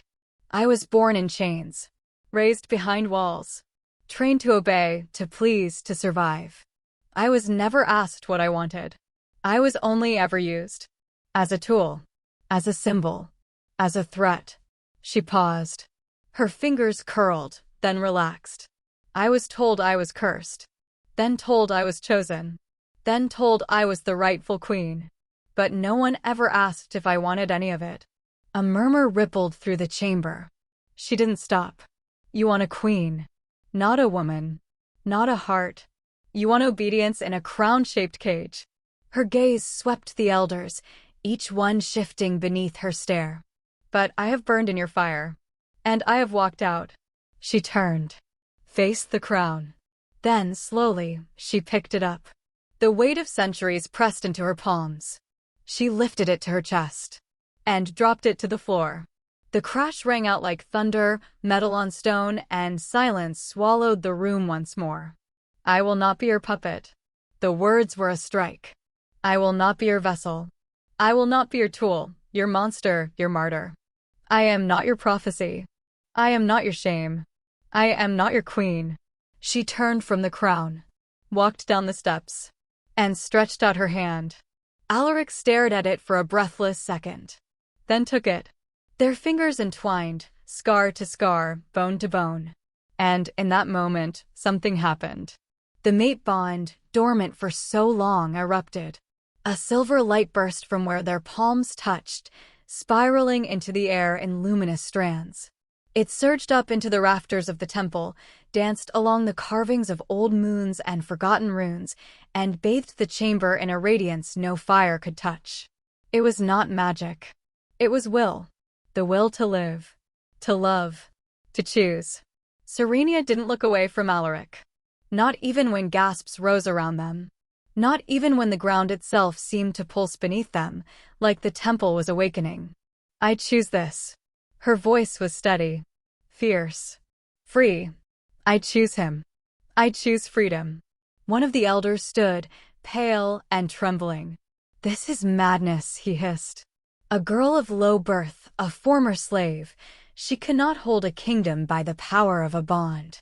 Serenya turned her head slowly and smiled. Not cruelly, not softly, but like someone who had finally found the edge of a cage and shattered it. Then don't kneel to me, she said. Kneel to yourselves. Kneel to the world you've broken, to the sons you've sacrificed, to the daughters you've burned, to the gods you claim to speak for. Her silver light flickered like a flame in the dark. I'm not here to be worshipped. I'm here to be free. The silence broke again. But this time, it was not dissent that followed. It was awe. She turned and walked through the temple doors, Alaric at her side, hand in hand, through the ash-covered floor and out into the night. Behind her, the crown lay in silence, untouched. And above, the moon wept silver fire. They would call her many names. The Slave Queen, the Moonborn, the She-Wolf of Frostspire. But she would remember herself only as one thing, the woman who chose, and walked out of the fire still burning. Chapter 30, The Free Mate. The throne room of Frostspire Keep was silent. The blood had been scrubbed from its stone floor. The broken glass in the high windows had been replaced with pale panes that caught the moonlight like breath held too long. Smoke no longer clung to the banners, though their edges still bore the scars of fire. The kingdom had not healed, but it had begun. And Serenya stood at its heart. Not in coronation robes. Not crowned. She wore a simple gown of snow-threaded silk, her wrists bare but for the faint ghost of iron scars, her hair loose, untouched by any ceremonial braid or gilded pin. The place where her chains had once rubbed raw now bore a thin silver mark, half scar, half memory. Alaric stood beside her. Armor stripped down, blade sheathed. He had refused to wear a king's cloak. He had never wanted the title. Only her. Lyric knelt at the side of the dais, the other wolves of the court behind her, Rylan, bloodied but alive, his arm wrapped in bandages, the remnants of the old regime and the rebel loyalists forming uneasy rows along the outer ring of the chamber. Serenya's voice, when it came, was soft. But it carried. This kingdom has known too many masters. She looked not at the throne, but at the room. I was born with a brand, not a title. Raised behind walls that named obedience as virtue. I was taught to kneel before voices louder than mine, to mistake silence for peace, surrender for grace. She took a step forward. Alaric didn't follow. He let her lead. I was told I had no name but what others gave me. That my worth was in how well I served, how quietly I bled, how prettily I obeyed. And for a time, I believed it. A flicker passed over her face, grief, but not weakness. The grief of remembering who she had been. The girl who whispered to moonlight behind locked doors. Who flinched at kind hands. Who bled and was told to smile. But I am not that girl anymore. She turned her wrist outward. Let them see the faint brand there, the mark of ownership, now half faded beneath the shimmer of silver that pulsed faintly when Alaric stepped beside her. I do not need a crown to prove I am free, she said. And I do not need to rule alone to be whole. Her gaze flicked to Alaric, and in that moment, something silent passed between them, old pain, old fury, and something newly forged in its place. We have both been shaped by fire, she said, but we choose not to be burned by it. We choose something else. He took her hand then. Not as a king. As a mate. Together, they turned toward the crowd. We do not vow to rule as monarchs over you, Alaric said, his voice deep, edged with the grit of battlefield command. We vow to serve this kingdom together. To unmake the chains that once bound it. And to walk forward, Serenya added, not as saviors or symbols, but as wolves who chose each other freely. A murmur stirred the gathered court. Not resistance. Something softer. Something closer to hope. She looked again at her wrist. Then, slowly, deliberately, she touched her fingers to the mark there. I was born a slave, she whispered, eyes wet. But I choose to live as a free wolf. Not in chains, not in cages, not in anyone's shadow. Her voice broke gently as she turned to Alaric, tears bright in her eyes. With you. Not beneath you. He stepped forward then, his hands rising to cradle her face. No grand gestures. No courtly declarations. Just the weight of breath shared between them. You've always been free to me, he said. Then he kissed her. And the mate bond erupted. Silver light exploded from where their skin met, first a shimmer at their joined hands, then a sweeping arc that spilled upward in threads and ribbons, tracing along the arches of the throne room, catching in the polished stone and fractured chandeliers, illuminating the space with something more sacred than flame. It wasn't the fire of gods or kings. It was the light of choice. Of two souls who had broken and bled and refused to surrender. Serenya trembled in his arms, not from fear, but release. The ache of a life unspoken finally given voice. Around them, no one spoke. Even Lyric's sharp tongue was still. The old throne sat behind them untouched. But in the silver glow that painted the marble and the dark velvet banners, the kingdom found its answer. Not in blood. Not in war. But in the woman who had stood on every edge and stepped back by her own will. Serenya rested her forehead to Alaric's, her hands clutching his tunic as if to anchor herself to something real. I don't know how to be a queen, she whispered. You don't have to be, he said. You just have to be you. She smiled, faint and luminous. I think that's harder. He chuckled, and the sound was broken joy. Then, quietly, they turned to face the windows. The moon hung full and high beyond the glass, its light joining the bond glow that danced in their wake. Serenya closed her eyes. Once, she had stood alone in that tower, waiting for a savior. Now, she stood beside a man who had stopped trying to save her and started letting her be. She was still soft. Still easily shaken. Still trembling, sometimes, at the memory of a chain's bite. But she was no longer afraid of it. Because now, she had chosen her name. Her path. Her mate. And as the kingdom watched, as whispers bloomed and light shimmered across the cracked banners, Serenya took a single step forward. Not toward a throne. Toward a future only she could name. The silver light followed her. And the wolves of Frostspire began to bow. Not to royalty, but to freedom. To her.